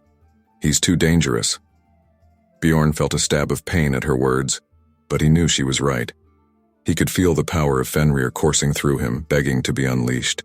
If he lost control in the midst of their people, then what would you have me do? He growled, his voice barely recognizable. Astrid's expression softened slightly. There is a place, deep in the mountains, a sacred grove where the barriers between worlds are thin. If there's any hope of controlling this curse, of mastering the spirit of Fenrir, you'll find it there. Eric started to object, but Bjorn cut him off. She's right. I'm a danger to everyone like this. I must go alone. As the group prepared to part ways, Leif approached Bjorn, concern etched on his face. Are you sure about this, my friend? Facing this curse alone? Bjorn managed a grim smile, though it came out more as a snarl. I'm never truly alone, Leif. Not anymore. But I swear to you, I will find a way to master this power, and when I do, I'll return stronger than ever. As Bjorn watched his companions disappear into the swirling snow, he felt a moment of utter isolation, but then the wind shifted, carrying with it scents he had never noticed before, the musk of distant animals, the sharp tang of ice and stone. Fenrir's senses were already changing him, making him something more, or less, than human. With a deep breath, Bjorn turned and began to make his way deeper into the mountains. The storm raged around him, but he barely felt the cold. The last berserker was gone, transformed by the curse of Fenrir into something new and terrible. As he ventured into the unknown, Bjorn Ironside carried with him the weight of his people's future and the fury of an ancient god. The true test of his strength and will was only just beginning. The longship's dragon-headed prow cut through the choppy waters of the North Sea, its sail billowing in the cold wind. Bjorn Ironside stood at the stern, his amber eyes fixed on the horizon where the coast of England was slowly coming into view. 6 months had passed since he had left his people in Iceland, 6 months of battling the curse of Fenrir that raged within him. Land ho! The cry came from the lookout, sending a ripple of excitement through the crew. Leif approached Bjorn, his face a mixture of joy at seeing his old friend and concern for the changes evident in him. We're home, Bjorn, or what passes for it these days. Are you ready? Bjorn nodded grimly, his hand unconsciously going to the runestone that hung around his neck, a talisman that helped him control the beast within. Ready or not, we have no choice. Eric's message was clear. Our people need us. As they drew closer to the shore, the signs of trouble became evident. Smoke rose from several points along the coast, and even from this distance they could see the frantic movement of people on the beach. By Odin's beard, one of the warriors muttered, what's happened here? The longship had barely beached when Bjorn leapt onto the shore, his enhanced senses immediately assaulted by the smell of blood and burning wood. A group of haggard-looking Vikings ran towards them, led by a limping Eric Bloodaxe. Bjorn Ironside, Eric called out, his voice a mixture of relief and desperation. You've returned, and not a moment too soon. We are besieged on all sides. Bjorn grasped Eric's arm in greeting, noting the new scars and the weariness in the Jarl's eyes. Tell me everything, he growled, the beast within him already stirring at the prospect of battle. As they made their way to the hastily fortified Viking settlement, Eric explained the situation. In Bjorn's absence, the fragile peace with the Saxons had shattered. A new leader had risen among them, a warrior priest named Ethelred the Pious, who claimed to have had a vision from his god. He's united the Saxon kingdoms against us, Eric said, his voice bitter. Calls it a holy war to drive the heathen Norse from England's shores. We've been fighting for weeks, but they keep coming. And that's not the worst of it. They reached the center of the settlement, where Astrid stood before a large runestone, her face pale and drawn. She turned as they approached, her eyes widening at the sight of Bjorn. You've changed, she said softly, reaching out to touch his face. The curse of Fenrir. You've learned to control it? Bjorn nodded, feeling the constant struggle within him. For now. But you look troubled, Seer. What have you seen? Astrid's expression grew grave. The end of all things, Bjorn Ironside. Ragnarok itself stirs. The battle we face is not just for England, but for the fate of the world itself. A hushed silence fell over the gathered Vikings. Eric was the first to break it, his voice gruff with disbelief. Ragnarok, the twilight of the gods? Surely you jest, seer. But Bjorn could sense the truth in Astrid's words. The beast within him howled, recognizing the approach of its destined role in the final battle. She speaks true, he growled. I can feel it. The very air tastes of endings. Astrid nodded, her eyes never leaving Bjorn's face. The curse of Fenrir was but the beginning. In releasing that power, we set in motion events long prophesied. The Saxon leader Ethelred is more than he seems. He wields powers that should not be in the hands of mortals. Leif, who had been listening intently, stepped forward. So what do we do? How can we hope to stand against such forces? Bjorn turned to face his people, feeling the weight of their expectations upon him. The beast within him growled, but he held it in check. We fight, he said simply, as we always have. But this time, we fight not just for land or glory, but for the very future of our world. A murmur of agreement ran through the crowd. Eric clapped Bjorn on the shoulder, a fierce grin on his face. Well said, Berserker. Let us show these Saxons and their false god the true might of the Norsemen. As the Vikings prepared for battle, Bjorn found himself drawn to the edge of the settlement. In the distance, he could see the approaching Saxon army, their numbers seeming to stretch to the horizon. At their head rode a figure in gleaming armor, a golden cross held high. Ethelred the Pious, Astrid's voice came from behind him. He believes himself the champion of his god, destined to usher in a new age, but he is merely a pawn in a game far beyond his understanding. Bjorn turned to the seer, his amber eyes glowing in the fading light. And what of me, Astrid? Am I just another pawn? Astrid shook her head, reaching out to touch the runestone around Bjorn's neck. You are something else entirely, Bjorn Ironside. In you, the power of the old gods and the new world meet.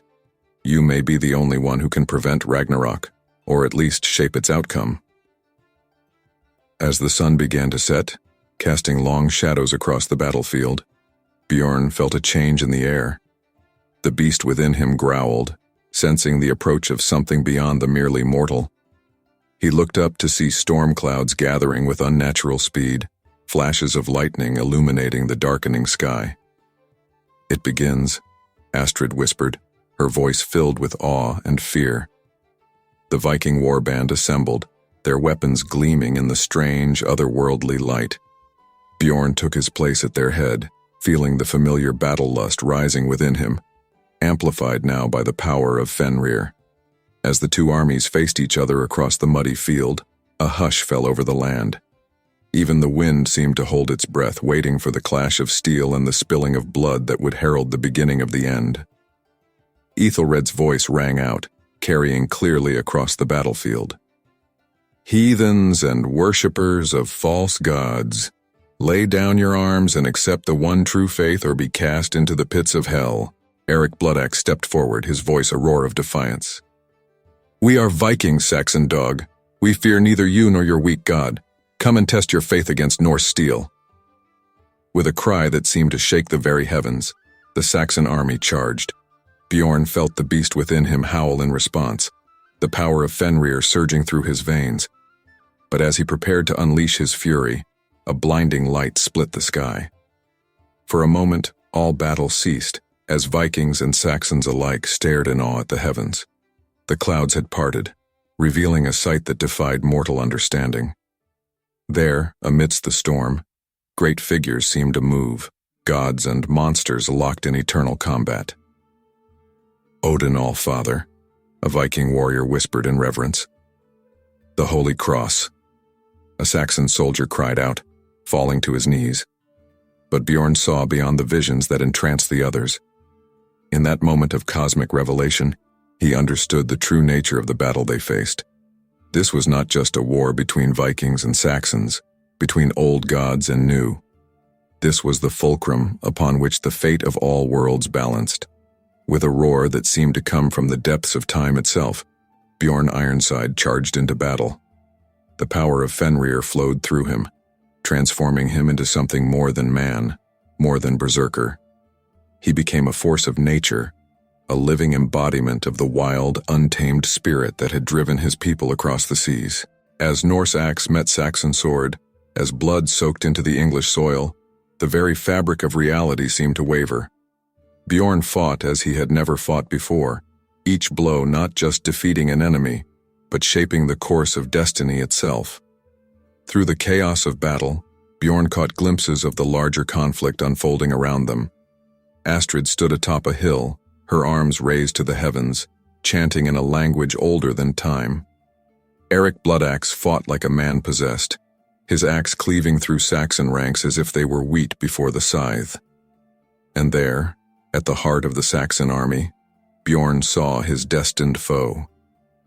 Ethelred the Pious radiated an unnatural light, his sword leaving trails of holy fire in its wake.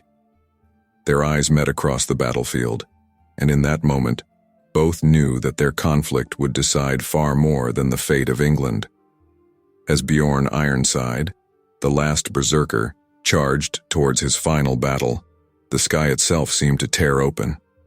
The lines between worlds blurred, and for a brief, terrifying moment, the veil of reality lifted, revealing the true scope of the cosmic drama in which they were all but players. The twilight of the gods had begun, and at its heart stood a Viking warrior with the power of an ancient curse flowing through his veins. The outcome of Ragnarok itself hung in the balance, awaiting the clash between the wolf-touched berserker and the divinely empowered Saxon king. In that moment, as two worlds collided and the fate of all creation trembled on the edge of a blade, Bjorn Ironside embraced his destiny, ready to shape the future with the strength of his arm and the fury of his heart. The sky above the battlefield roiled with unnatural energies, flashes of lightning illuminating the clash of steel and the spilling of blood below. Bjorn Ironside, his eyes glowing with the amber fire of Fenrir's curse, cut a swath through the Saxon ranks, each swing of his axe not just ending a life, but altering the very fabric of reality. For Odin, for Asgard, the battle cry of the Vikings rang out, a defiant roar against the encroaching chaos of Ragnarok. But for every Saxon that fell, two more seemed to take their place. The air crackled with more than just the energy of battle. The veil between worlds was thinning, allowing glimpses of cosmic conflicts beyond mortal comprehension. Leif fought at Bjorn's side, his sword slick with blood. "Bjorn!" he shouted over the din of battle. "This is madness. How can we hope to stand against the end of the world itself?" Bjorn turned to his friend, his face a mask of grim determination. "We fight, Leif. We fight until there is nothing left in us. It's all we can do." As they pressed forward, Bjorn caught sight of Eric Bloodaxe locked in combat with a group of Saxon thanes. The Jarl fought with the fury of 10 men, but even he was beginning to tire against the endless onslaught. Suddenly, a blinding light erupted from the center of the Saxon army. The fighting paused for a moment as all eyes turned to witness the approach of Ethelred the Pious. The Saxon leader rode atop a white stallion, his armor gleaming with an otherworldly radiance, a golden cross held high above his head. "Heathens!" Ethelred's voice boomed across the battlefield, amplified by some divine power. "Your false gods cannot save you now. Surrender and embrace the one true faith, or be cast into eternal darkness." Eric Bloodaxe's response was a roar of defiance. "We are Vikings. We do not surrender. We do not bend knee to false idols. Come, Saxon dog, and taste Norse steel." As the two leaders clashed, the very ground beneath their feet seemed to tremble. Bjorn knew that this was more than just a battle between men. It was a conflict between old world and new, between chaos and order, between the twilight of the gods and the dawn of a new age. With a growl that was more wolf than man, Bjorn began to fight his way towards the center of the conflict. The beast within him, the spirit of Fenrir, howled for release. For a moment, Bjorn hesitated, his hand going to the runestone that hung around his neck, the talisman that had helped him control the curse. Bjorn Ironside. Astrid's voice cut through the chaos of his mind.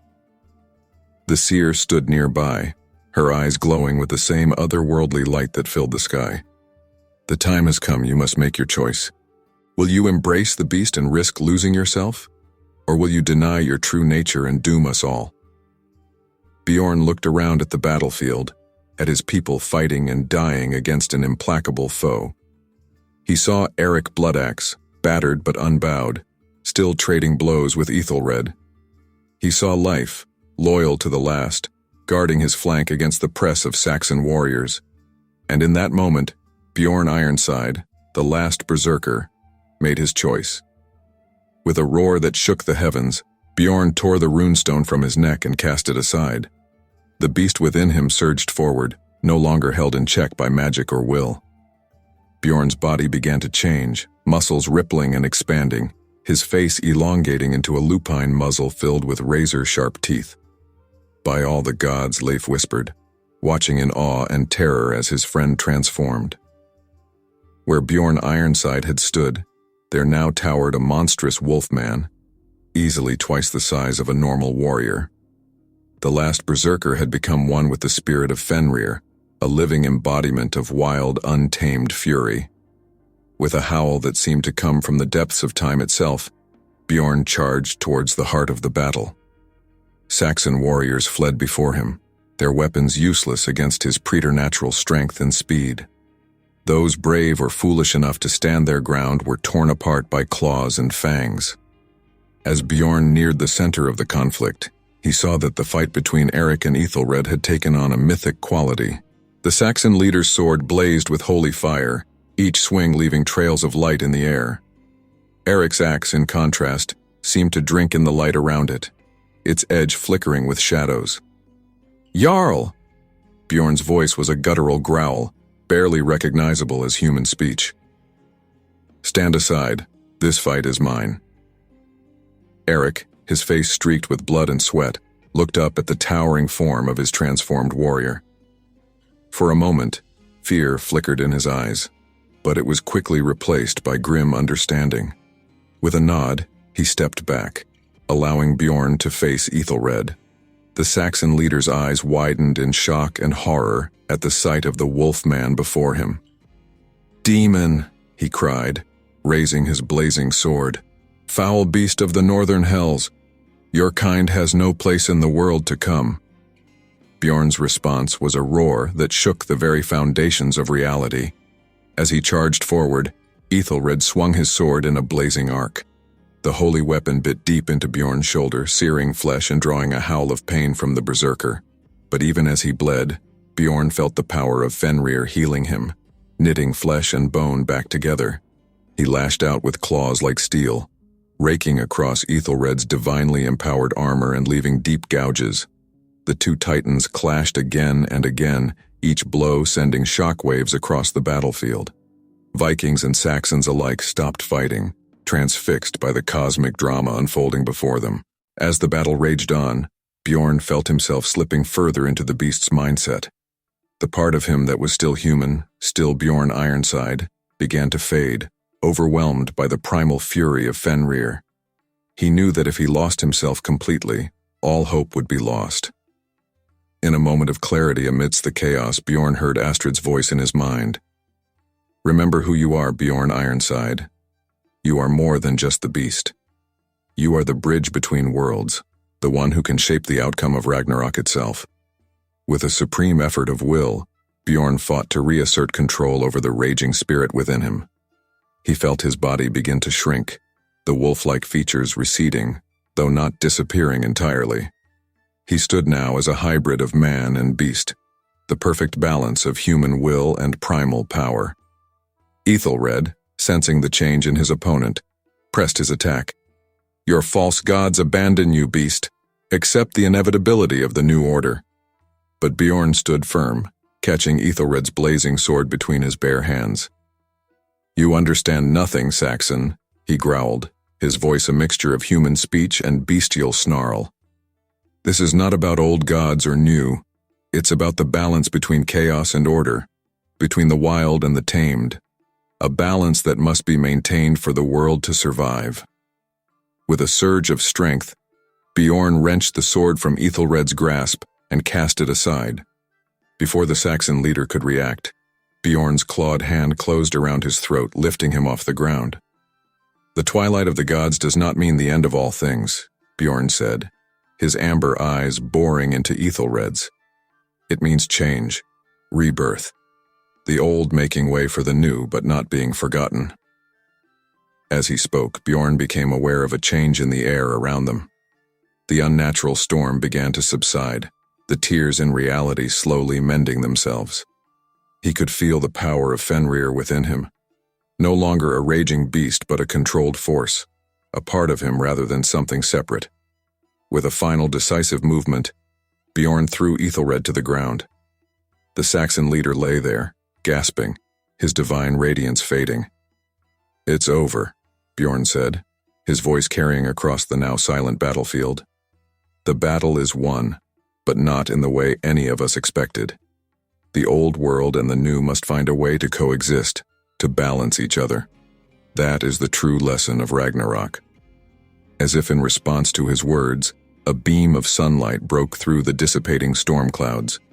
Vikings and Saxons alike looked up in wonder, the madness of battle fading from their eyes. Eric Bloodaxe approached, his axe lowered. "What now, Bjorn Ironside? What becomes of us, of our people?" Bjorn looked out over the battlefield, at the mixed host of Norse and Saxon warriors. "We build," he said simply. "We take the strength of the old ways and the wisdom of the new, and we forge a future that honors both. The age of the berserker is ending, but that doesn't mean we must lose our fire, our passion." In the days that followed, an uneasy peace settled over the land. Bjorn, forever changed by his experience, became a bridge between the Viking settlers and the Saxon kingdoms. The power of Fenrir remained within him, no longer a curse, but a gift, a reminder of the wild spirit that had driven his people across the seas. As for Ethelred, humbled by his defeat and the revelation of greater powers at work, he retreated to a monastery. There, it was said, he spent his days seeking to understand the true nature of faith and the balance between the old world and the new. And so, the saga of Bjorn Ironside, the last berserker, came to an end. But in that ending was a new beginning, for himself, for his people, and for the world itself. The twilight of the gods had passed and a new dawn broke over the lands of England, promising a future where the strength of the Norse and the civilization of the Saxons would blend to create something greater than either could have achieved alone. As Bjorn stood on the cliffs overlooking the sea, Astrid at his side, he felt a sense of peace that had eluded him for so long. The beast within him was quiet, no longer fighting for control but working in harmony with his human side. "What do you see in the future, seer?" he asked, his amber eyes scanning the horizon. Astrid smiled, a knowing look in her eyes. "I see change, Bjorn Ironside. I see challenges and triumphs, battles and peace. But most of all, I see hope. Hope for a world where the old and the new, the wild and the tamed, can exist in balance." Bjorn nodded, a small smile playing at the corners of his mouth. The last berserker had found his place in the world, not as a weapon of war, but as a guardian of balance. And as the sun set on one chapter of history, it rose on another, full of promise and possibility. The bitter wind howled across the fjord, carrying with it the scent of snow and salt. Einar the seer stood atop a craggy cliff, his long gray hair whipping about his weathered face. His eyes, normally a pale blue, had turned milky white as the vision gripped him. In his mind's eye he saw it, Gleipnir, the unbreakable ribbon snapping like thread. The monstrous wolf Fenrir rising, its jaws gaping wide enough to devour the sun and moon. The world tree Yggdrasil shuddering, its roots thrashing in agony. And through it all the laughter of Loki, the trickster god, echoing across the 9 worlds. Einar fell to his knees, gasping for breath, as the vision released him. "No," he whispered, his voice hoarse. "It's too soon. Ragnarok cannot come now. As the seer struggled to his feet, he knew what he must do. The warning had to be given, no matter the cost. Miles away, the longship Sea Serpent cut through the choppy waters of the North Sea. At its prow stood Bjorn Ironside, his muscular frame taut with anticipation. The salt spray stung his face, but he barely noticed, his eyes fixed on the horizon where the first hints of Norway's coastline were appearing through the mist. "Land ho!" cried the lookout, and a cheer went up from the crew. Bjorn allowed himself a small smile. His first raid had been successful. They returned with a hold full of silver, weapons, and slaves from the monasteries of Northumbria. Now finally, he would be able to look his father in the eye as a true Viking warrior. As they neared the shore, Bjorn turned to his friend and shield brother, Håkon. "What do you think, my friend? Will the skalds sing of our deeds?" Håkon grinned, revealing a gold tooth. "They'll sing of you, Bjorn Ironside. The way you split that Saxon lord from head to navel with a single stroke. That's the stuff of legend." Bjorn's smile faded slightly. "And what of the screams of the women and children? Will they sing of those as well?" Håkon's expression turned serious. "That's the price of glory, Bjorn. You know this. Your father—" "I know what my father would say." Bjorn cut him off. "Come, let's prepare to make landfall. I'm eager for a horn of mead that isn't soured by seawater." As the longship beached on the pebbly shore, Bjorn was the first to leap out, his boots splashing in the shallows. The familiar sights and smells of home washed over him. Smoke from cooking fires, the bleating of goats, the sharp tang of fish drying on racks. But something was different. There was an undercurrent of tension in the air, a sense of anticipation that set Bjorn's nerves on edge. "What's happening?" he asked a young boy who came running down to the shore. The lad's eyes were wide with excitement. "There's to be a holmgang. Astrid Skjoldsdottir has challenged Jarl Erik for leadership of the clan." Bjorn exchanged a surprised look with Håkon. "Astrid, the shield maiden, she dares challenge the Jarl?" "Aye." The boy nodded vigorously. "They say she returned from a raid with more plunder than the Jarl has seen in years.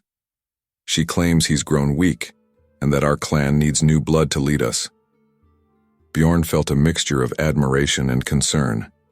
He had heard tales of Astrid's prowess in battle, but to challenge the Jarl, that was either incredibly brave or incredibly foolish. "When is the holmgang to take place?" Bjorn asked. "At sunset, in the sacred grove," the boy replied. "Everyone's gathering there now." Bjorn nodded his thanks and turned to his crew. "Secure the ship and our plunder, then join us at the grove. This is something we cannot miss." The sacred grove was packed with people by the time Bjorn arrived. He pushed his way through the crowd, ignoring the mutters and stares. Many recognized him, but few dared to approach the son of the legendary berserker. At the center of the grove, a circle had been marked out with hazel branches. On one side stood Jarl Erik, a bear of a man with a graying beard and hard eyes. On the other was Astrid Skjoldsdottir, her golden hair braided tightly, her lean frame coiled like a spring ready to unleash. Bjorn's breath caught in his throat. He had heard tales of Astrid's beauty, but they did not do her justice. Even in her battle gear, with her face set in grim determination, she was stunning. The village law speaker stepped forward, raising his hands for silence. "We gather here to witness the holmgang between Jarl Erik Haraldsson and Astrid Skjoldsdottir. Astrid has challenged the Jarl's right to rule. By our ancient laws, this sacred duel will determine the leadership of our clan." He turned to Astrid. "Do you stand by your challenge?" Astrid's voice rang out clear and strong. "I do. Erik has grown complacent. Our raids bring less and less each year while other clans grow rich and powerful. I say it's time for new blood, new ideas. I can lead our people to greatness." A murmur ran through the crowd. Bjorn could see many nodding in agreement, particularly the younger warriors. The law speaker turned to Erik. "And do you accept this challenge?" Erik spat on the ground. "I do. I'll teach this uppity girl her place and remind everyone why I've led this clan for 20 years." Then let the Holmgang begin, the law speaker intoned. 3 shields each. When they are gone, you must stand on your cloaks. Fight with honor, for the gods are watching. Bjorn watched, transfixed, as Astrid and Eric circled each other. Eric struck first, his sword whistling through the air. Astrid deflected the blow with her shield, the impact sending shards of wood flying. "Is that all you have, old man?" Astrid taunted, dancing away from Eric's next swing. The Jarl growled, pressing his attack. His greater strength was evident, but Astrid was quicker, more agile. She darted in and out, her sword finding gaps in Eric's defense, drawing first blood with a cut to his arm. The fight raged on, shields splintering under the furious blows. Bjorn found himself holding his breath, his heart racing as if he were in the fight himself. Astrid was magnificent, her movements a deadly dance. But Eric was crafty, his experience showing as he conserved his strength, waiting for Astrid to tire. Finally, both stood on their cloaks, shields gone, bleeding from multiple wounds. Eric lunged forward, his sword aiming for Astrid's heart. She twisted at the last moment, the blade slicing along her ribs instead of piercing her chest. With a cry of pain and fury, Astrid brought her own sword up and around. There was a moment of absolute silence as Eric's head flew from his shoulders. The crowd erupted in a mixture of cheers and shocked gasps. Astrid stood over Eric's body, panting heavily, her sword dripping blood onto the sacred ground. The law speaker stepped forward once more. "The gods have spoken through steel and blood. Astrid Skjoldsdottir is now Jarl of our clan." Bjorn watched as Astrid raised her sword in triumph, the setting sun glinting off the blade. In that moment he knew his life had changed irrevocably. Whatever destiny the Norns had woven for him, it was now inextricably linked with this fierce, beautiful warrior. But fate had more surprises in store. As the crowd surged forward to pledge fealty to their new Jarl, a commotion at the edge of the grove drew Bjorn's attention. An old man in a tattered cloak stumbled into the clearing, his eyes wild. With a jolt, Bjorn recognized Einar the seer. "Hear me," Einar cried, his voice cracking. "I bring a warning from the gods themselves. Fenrir stirs in his prison. The bonds weaken. Ragnarok approaches." The celebrations died instantly, replaced by a heavy silence broken only by the wind rustling through the sacred trees. Astrid, still breathing heavily from her duel, stepped towards Einar. "What madness is this, old man? Speak plainly." Einar's milky eyes seemed to fix on Astrid, then on Bjorn, as if seeing them for the first time. "The twilight of the gods comes too soon. The wolf Fenrir, bound by the Aesir, seeks to break free before his time. If he succeeds, Ragnarok will begin and the 9 worlds will burn." Murmurs of fear rippled through the crowd. Bjorn felt a chill run down his spine that had nothing to do with the cooling evening air. "And why do you bring this warning to us?" Astrid demanded, her voice steady despite the blood still seeping from her wounds. Einar stretched out a gnarled hand, pointing first at Astrid, then at Bjorn. "You, both of you, the gods have shown me. You are the key. Only you can prevent Fenrir's escape and save the 9 worlds from premature destruction." Bjorn stepped forward, unable to contain himself any longer. How can we possibly hope to challenge the will of the gods?" The old seer's face softened slightly. "Not challenge, young warrior. Fulfill. The Norns have woven this fate for you. But the path will not be easy." As if to punctuate Einar's words, a bolt of lightning split the sky, followed almost immediately by a deafening crack of thunder. The peaceful evening had vanished, replaced by a howling gale that whipped through the grove, extinguishing torches and sending people scrambling for shelter. Bjorn found himself standing beside Astrid, both of them facing Einar as the storm raged around them. In that moment, with rain lashing their faces and thunder shaking the earth, Bjorn knew that his dreams of proving himself to his father, of winning fame and glory in raids, had been swept away. A new path lay before him, fraught with danger and uncertainty. Astrid's voice cut through the storm, steel in every word. "Tell us everything, old man. If the gods have chosen us for this task, then by Odin's eye, we will see it done."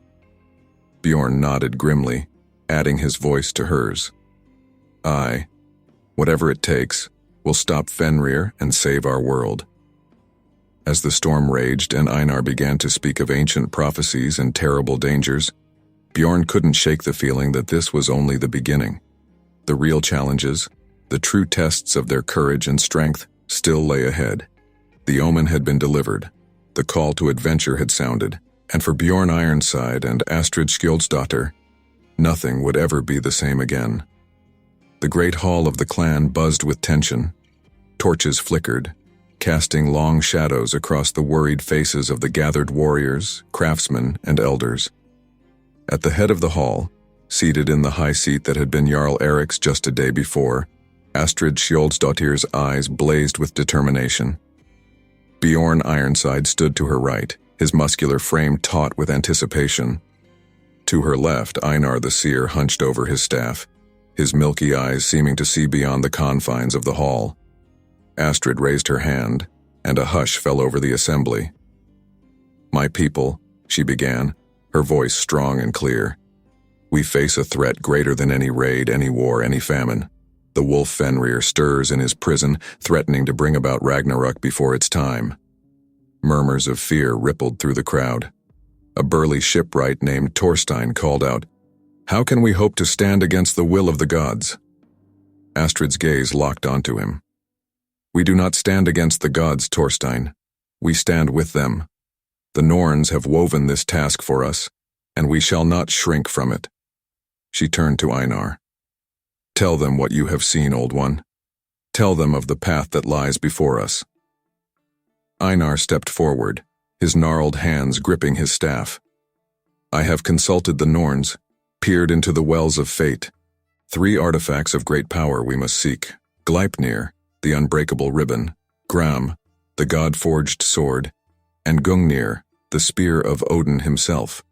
With these, we may reinforce Fenrir's chains and prevent the premature coming of Ragnarok." The hall erupted in a cacophony of voices.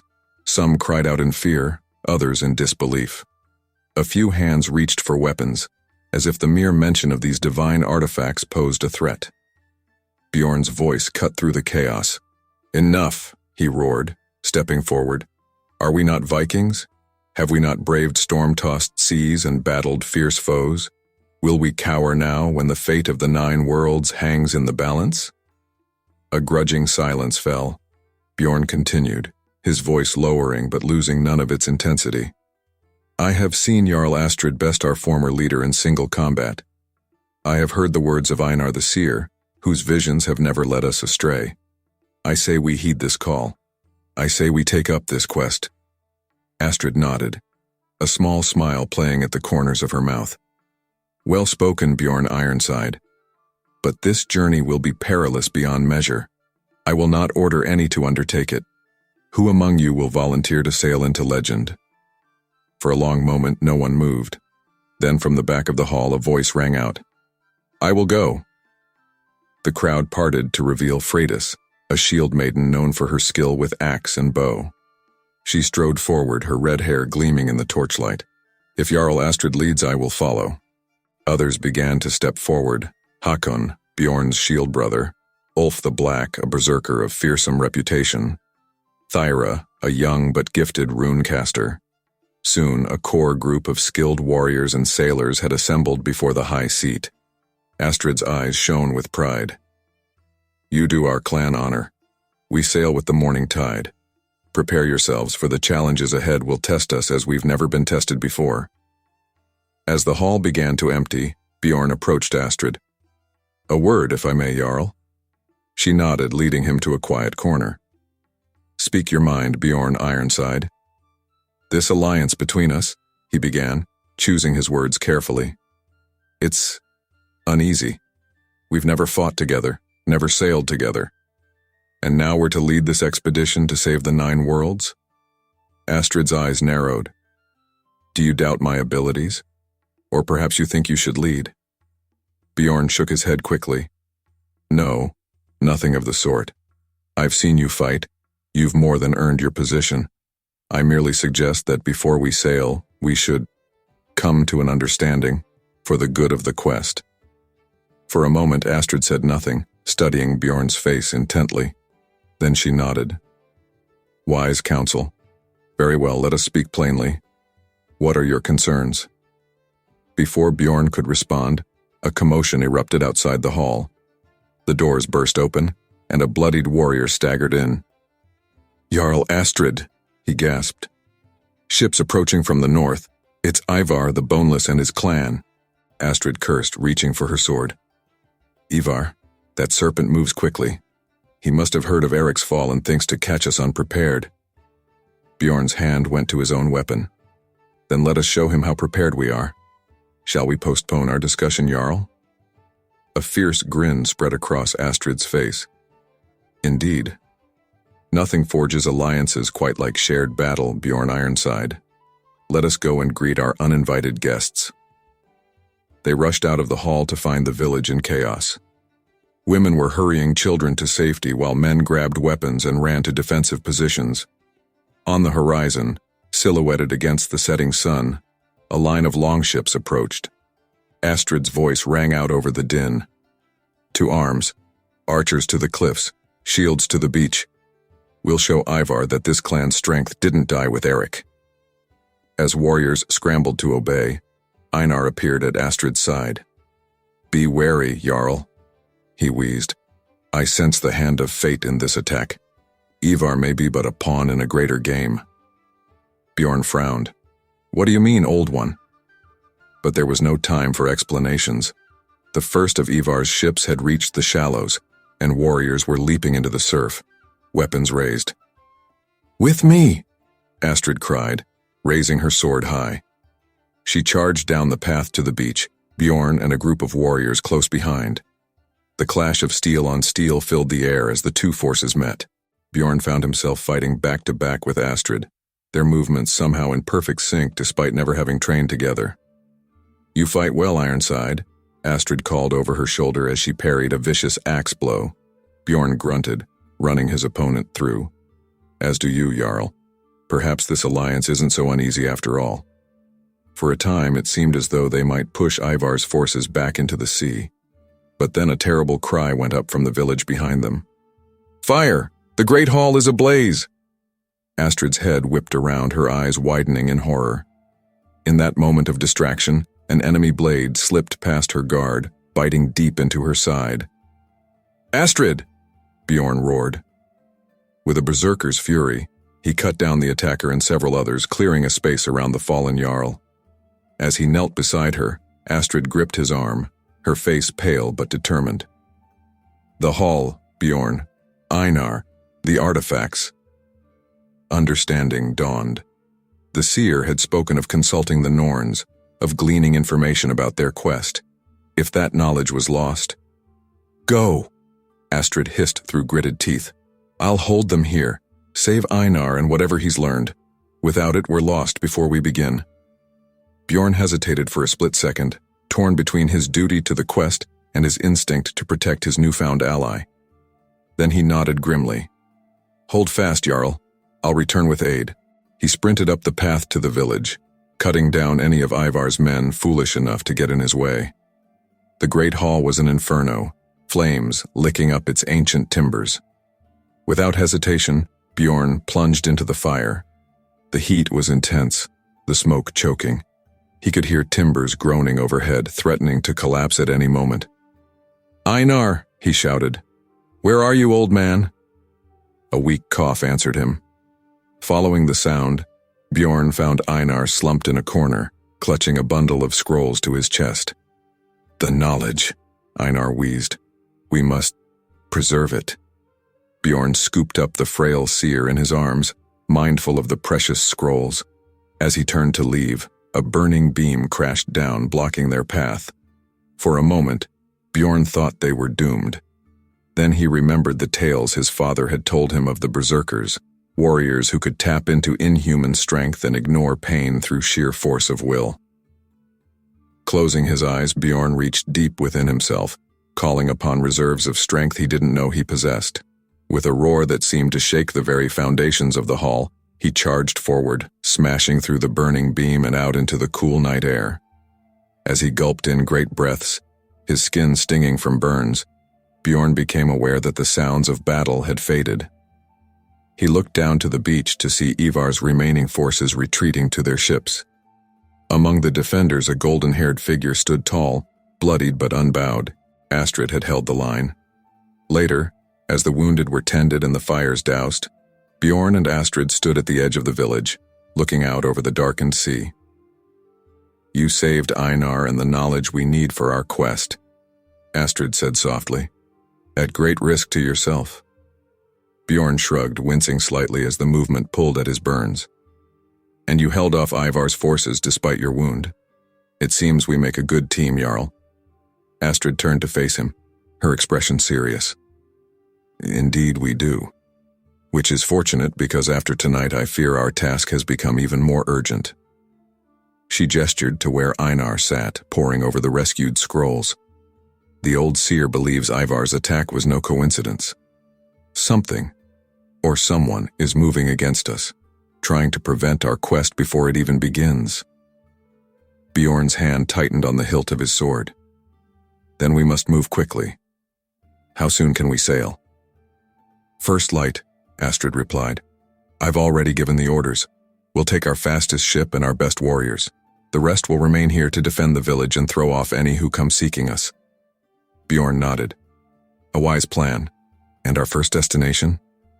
A grim smile played across Astrid's lips. "According to Einar's visions, we sail for England. The first artifact, Gleipnir, is hidden in a Saxon stronghold." As the first hints of dawn began to lighten the eastern sky, Bjorn looked out over the assembled crew. They were few in number, but each was a warrior of renown. Freydis checked her bowstring one last time. Hakon secured the last of the supplies. Ulf the Black stood at the prow, his eyes already fixed on the horizon. Astrid strode down to the shore, Einar hobbling along beside her. The Jarl's voice rang out clear and strong. "Vikings, today we embark on a journey like no other. We sail not for plunder or glory, but for the very fate of the 9 worlds. The path ahead is fraught with danger, but I say this: let them come. For we are the chosen of the gods, the protectors of Midgard, and we shall not fail." A cheer went up from the crew. Bjorn felt his heart swell with pride and purpose. Whatever challenges lay ahead, whatever dark forces moved against them, he knew in that moment that he was exactly where he was meant to be. As they pushed the ship into the surf, Bjorn caught Astrid's eye. No words were needed. The look they shared spoke volumes. Whatever their initial misgivings, they were in this together now, bound by fate and forged in battle. The sail caught the wind, and the ship surged forward. Behind them, the village grew small, then vanished into the mists. Ahead lay adventure, danger, and the weight of worlds. The quest to save Midgard had begun. The longship, Raven's Flight, crested another massive wave, sending spray across the deck and drenching the already soaked crew. Bjorn Ironside gripped the gunwale, his knuckles white as he stared into the roiling darkness ahead. "By Thor's hammer," he muttered. "I've never seen a storm like this." Beside him, Astrid Skjoldsdottir fought with the steering oar, her muscles straining against the fury of the sea. "Nor have I," she grunted. "This is no natural tempest." As if in answer to her words, a bolt of lightning split the sky, illuminating the scene in stark relief. For a brief moment, Bjorn could have sworn he saw a monstrous shape in the clouds, a serpentine body coiling around the entire storm.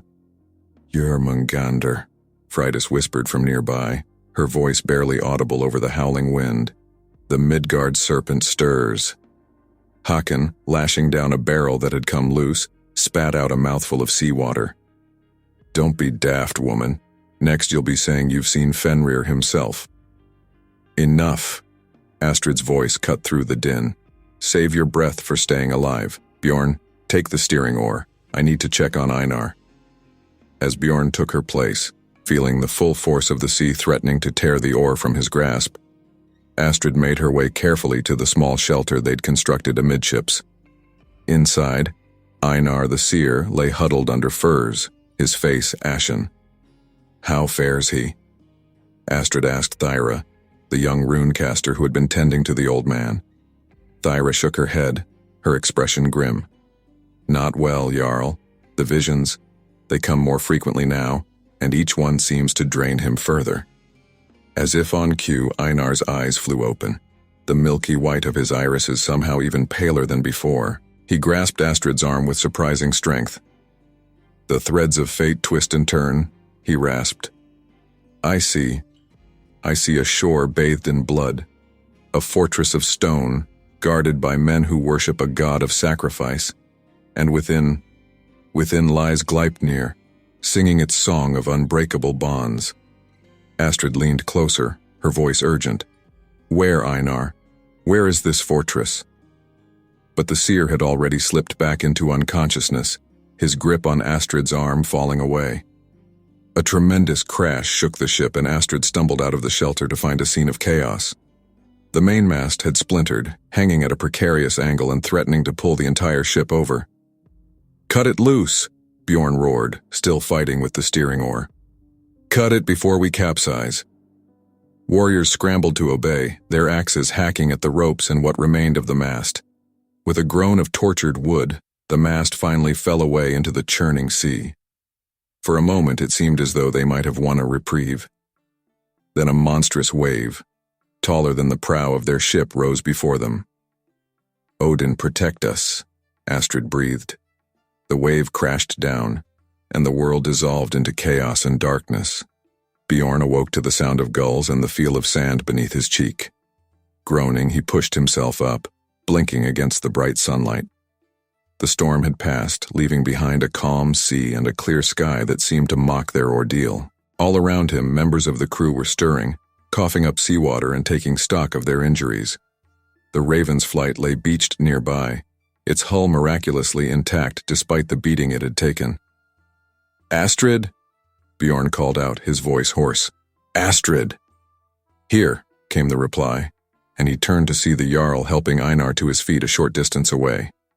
Relief flooded through him, quickly followed by a pang of guilt at how strong that relief was. As the crew regrouped on the beach, it became clear that they had been fortunate. A few broken bones, numerous cuts and bruises, but all had survived the storm's fury. "Where are we?" Håkon asked, squinting at the unfamiliar coastline. Thyra, who had been studying their surroundings with a furrowed brow, suddenly gasped. "I know this place," she said. "My father once traded here. This is Northumbria. We've reached the shores of England." A murmur ran through the group. Bjorn exchanged a look with Astrid. "It seems the gods have blown us to our destination, though not in the manner we might have wished," he said wryly. Astrid nodded, a hint of a smile playing at her lips. "Indeed, though I suspect our arrival has not gone unnoticed." She gestured inland, where a plume of smoke was rising from a hilltop. "A signal fire. We should expect company soon." As if summoned by her words, the sound of hoofbeats reached them. A group of mounted warriors crested a nearby hill, their chainmail glinting in the sun. At their head rode a man whose bearing and finery marked him as a leader. The riders reined in a short distance from the Vikings, hands on their weapons but not yet drawn. The leader urged his mount forward a few paces. "I am Ethelred, ealdorman of these lands," he called out in accented Norse. "You are far from home, Northmen. What brings you to our shores?" Astrid stepped forward, her chin held high. "I am Astrid Skjoldsdottir, Jarl of my clan. We come seeking neither plunder nor conquest, but on a quest of great importance." Ethelred's eyebrows rose. "A female Jarl? These are strange times indeed. And what quest could be so important that it brings Vikings as supplicants rather than raiders?" Before Astrid could respond, Einar stumbled forward, his eyes wild. "The fortress," he cried. "The fortress of stone, where Gleipnir sings its unbreakable song." The old seer would have fallen if Bjorn hadn't caught him. Ethelred's hand tightened on his sword hilt, his expression darkening. "You speak of Bamberg Castle," he said, his voice low and dangerous. "A holy place, sanctified by the blood of saints. Whatever heathen errand brings you here, Northmen, you'll find no welcome at Bamberg." Bjorn felt the tension rising among his fellow Vikings. Hands strayed to weapons, muscles tensed for action. But Astrid raised a hand, her voice calm but firm. "We mean no disrespect to your holy places, Ealdorman Ethelred, but the errand that brings us here concerns the fate of all the world, your god's realm as well as ours. I ask only for a chance to explain, to seek peaceful passage to Bamberg." For a long moment, Ethelred said nothing, his gaze moving from Astrid to Bjorn, to the bedraggled but fierce Viking crew. Finally, he nodded curtly. "You will come with us to my hall. There, you will explain yourselves fully. If I find your tale convincing, we may speak further of Bamberg. If not..." He left the threat unspoken, but its weight hung heavy in the air. As the Vikings prepared to move out, salvaging what they could from their beached ship, Bjorn approached Astrid. "This is a dangerous game we play," he said softly. "These Saxons are not known for their hospitality to our kind." Astrid's eyes met his, and he saw in them a mixture of determination and something else, a vulnerability she would show to no one else. "We have little choice," she replied. "Our ship is crippled, we are in unfamiliar territory, and Bamberg holds what we seek." Sometimes, Bjorn Ironside, the greatest victory comes not from the strength of our arms, but from the wisdom of our words. Bjorn nodded, feeling a newfound respect for the young Jarl. "Then let us hope your words are as sharp as your sword, Astrid Skjoldsdottir, for all our sakes." The journey to Ethelred's hall was tense, with Saxon warriors flanking the Vikings on all sides. More than once, Bjorn caught sight of local villagers watching from a distance, their faces a mixture of fear and hatred. As they crested a hill, a wooden palisade came into view, surrounding a collection of sturdy buildings. At its center stood a great hall, smoke rising from its central hearth. Inside, the hall was dim and smoky, the air heavy with the scent of roasted meat and ale. Ethelred took his place in the high seat, his thanes arrayed around him. The Vikings were bidden to sit at a table near the center of the hall, conspicuously separated from their weapons, which had been stacked near the door. Servants brought food and drink, but few of the Vikings touched it, too wary of their surroundings. Astrid, however, made a point of eating and drinking, her eyes never leaving Ethelred. "Now," the Ealdorman said once the formalities had been observed, "tell us of this quest that brings you to our shores, Astrid Skjoldsdottir. And be warned, we have little patience for tales of heathen gods and monsters here." Astrid stood, her presence somehow filling the hall despite her youth and the precariousness of their position. "Ealdorman Ethelred, men of Northumbria, I speak to you not of petty gods or local monsters, but of the very fate of the world itself." Her voice rang out clear and strong. "In the north, ancient bindings weaken. Fenrir, the great wolf of our legends, stirs in his prison. Should he break free before his appointed time, it will bring about the end of all things. Not just for our people, but for all the peoples of Midgard." A ripple of unease passed through the gathered Saxons. Ethelred leaned forward, his expression skeptical but attentive. "And what has this to do with Bamberg?" he asked. "Within its walls," Astrid continued, "lies an artifact of great power, Gleipnir, the unbreakable ribbon. It is one of 3 objects we must gather to reinforce Fenrir's bonds and prevent the premature coming of Ragnarok, what you might call the apocalypse." Murmurs broke out among the Saxons.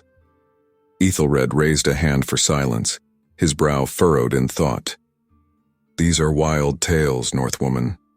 Why should we believe you? Why should we allow you anywhere near our most sacred fortress?" It was Einar who answered, his frail voice somehow carrying to every corner of the hall. "Because, Ealdorman, your Christ God and our gods are not so different in this. Both speak of a final battle, of a time when the world will be unmade. We seek to prevent that unmaking, to preserve the world that both our peoples inhabit." A hush fell over the hall. Bjorn found himself holding his breath, acutely aware of how much rested on this moment. Ethelred was silent for a long while, his eyes moving from Astrid to Einar to the rest of the Viking crew. Finally, he spoke. I cannot say I believe your tale entirely, but neither can I ignore the urgency in your voices, nor the strangeness of Vikings coming in peace. He straightened in his seat. I will allow you to approach Bamberg under guard. You may search for this Gleipnir, but know this. At the first sign of treachery, at the slightest hint that this is some elaborate ruse, my men will cut you down without hesitation. Astrid bowed her head in acknowledgement. We understand, and we thank you for your wisdom, Ealdorman Ethelred. As the hall erupted in a mixture of excited and worried conversation, Bjorn leaned close to Astrid. A bold gambit, he murmured. But now comes the true test. We must find Gleipnir in a fortress full of suspicious Saxons, with no idea where to begin our search. Astrid's eyes met his, a fierce determination burning in their depths. Then we'd best start planning, Bjorn Ironside, for the fate of the 9 worlds hangs in the balance, and we cannot afford to fail. The longship Raven's Revenge, hastily repaired and rechristened after their ordeal in Northumbria, cut through the icy waters of the North Atlantic. Bjorn Ironside stood at the prow, his eyes fixed on the horizon where a faint smudge of land was just becoming visible through the mist. Iceland, he murmured, his breath forming a cloud in the frigid air. Astrid joined him, her golden hair whipping in the wind. Einar's visions have led us true so far. Let us hope they do not fail us now. As if summoned by their words, the old seer hobbled up to join them, leaning heavily on his staff. His eyes, normally milky white, seemed to reflect the very ice fields they were approaching. The second artifact lies within the heart of this frozen land, Einar rasped. Gram, the god-forged sword, waits in a temple of ice and fire. Bjorn frowned. Ice and fire? Speak plainly, old man. We've no time for riddles.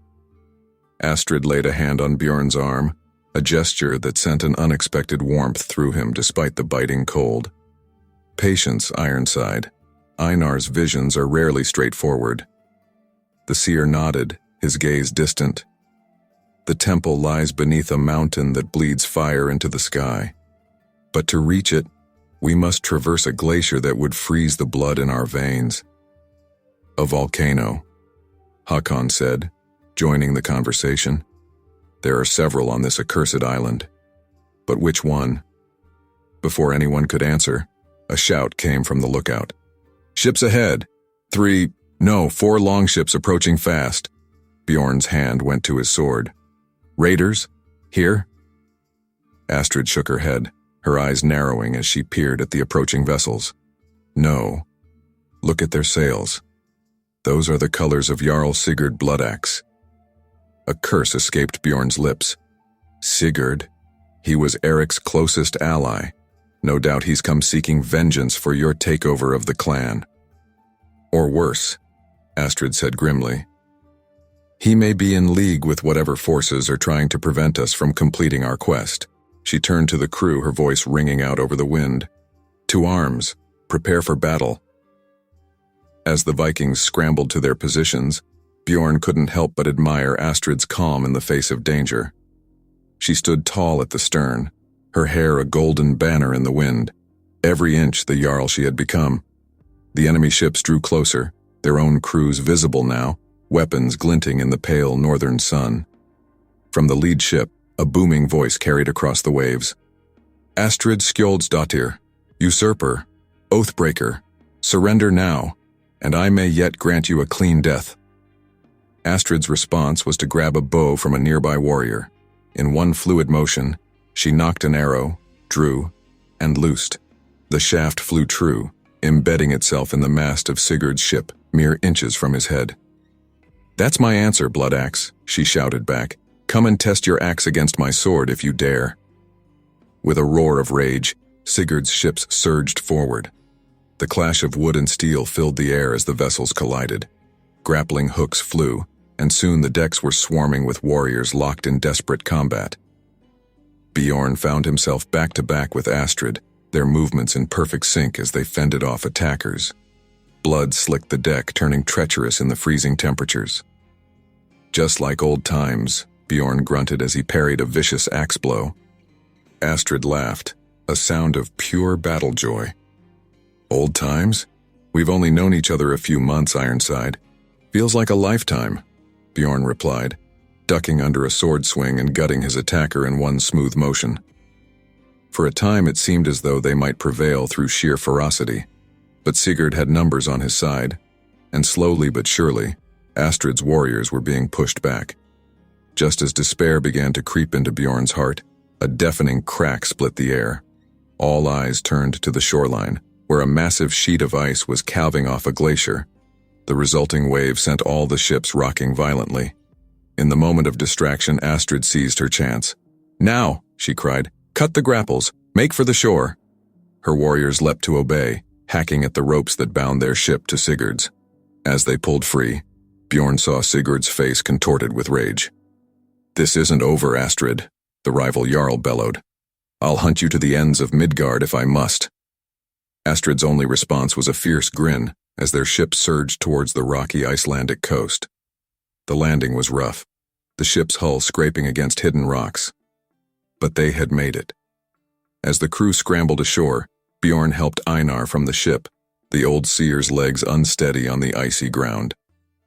"We cannot linger," Astrid said, her eyes scanning the horizon where Sigurd's ships were regrouping. "Einar, which way to this temple of yours?" The seer closed his eyes, swaying slightly. When he opened them again, they blazed with an inner fire. "There," he said, pointing to a distant peak wreathed in smoke. "Hekla, the gateway to hell. Beneath its fiery heart lies our prize." Bjorn eyed the volcano warily. "And how do you propose we reach it? The land between here and there looks like a frozen wasteland." "We walk," Astrid said simply. "We walk, and we pray to whatever gods are listening that we're strong enough to survive the journey."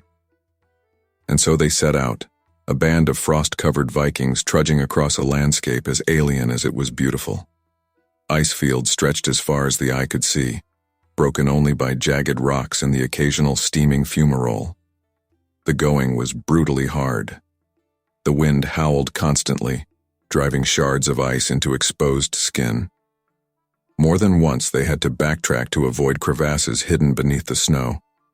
As night fell, though in the endless twilight of the Icelandic summer it was hard to tell, they made camp in the lee of a great boulder. Huddled around a meager fire, the crew shared what little food they had managed to salvage from the ship. Bjorn found Astrid sitting apart from the others, her gaze fixed on the looming bulk of Hekla in the distance. He sat beside her, offering a strip of dried meat. "You should eat," he said. "We've a long way yet to go." Astrid took the meat absently, not looking at him. "Do you ever wonder, Bjorn, if we're simply pawns in some greater game? If all our struggles, all our sacrifices are for naught?" Bjorn was silent for a long moment, considering her words. "I think," he said finally, "that even if we are pawns, we're pawns who have chosen our own path. Whatever game the gods are playing, we've decided our role in it. That has to count for something." A small smile tugged at Astrid's lips. "When did you become so philosophical, Ironside?" "Must be this cursed cold," Bjorn replied with a wry grin. "It's addled my wits."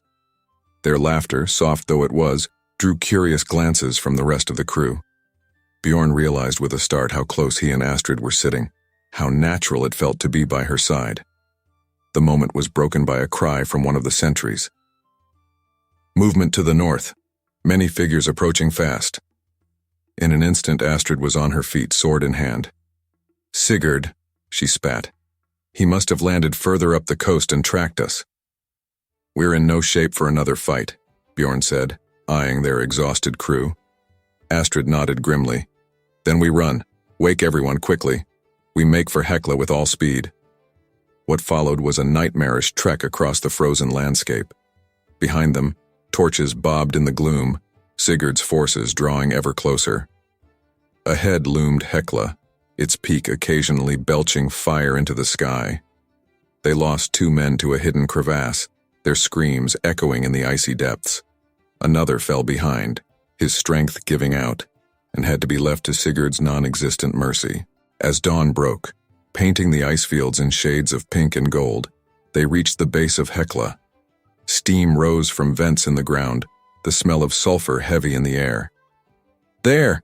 Einar cried, pointing with a shaking hand. "The entrance to the temple!" Before them yawned a cave mouth, half hidden by a frozen waterfall.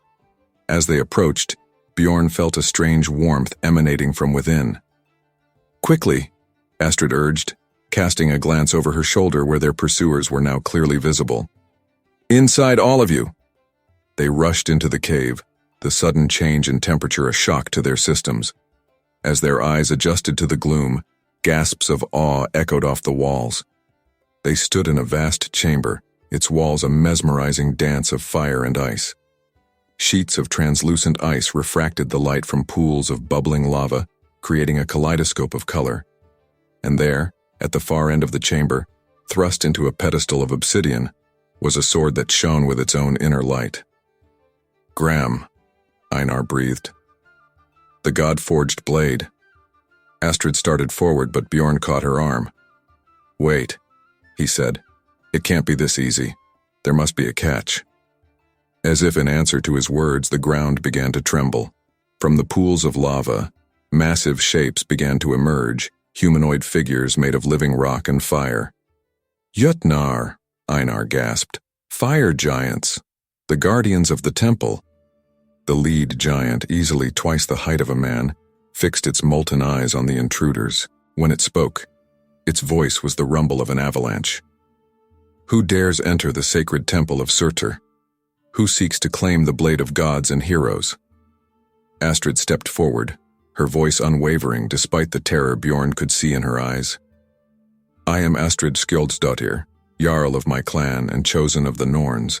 We seek Gram to prevent the premature coming of Ragnarok and the breaking of Fenrir's chains."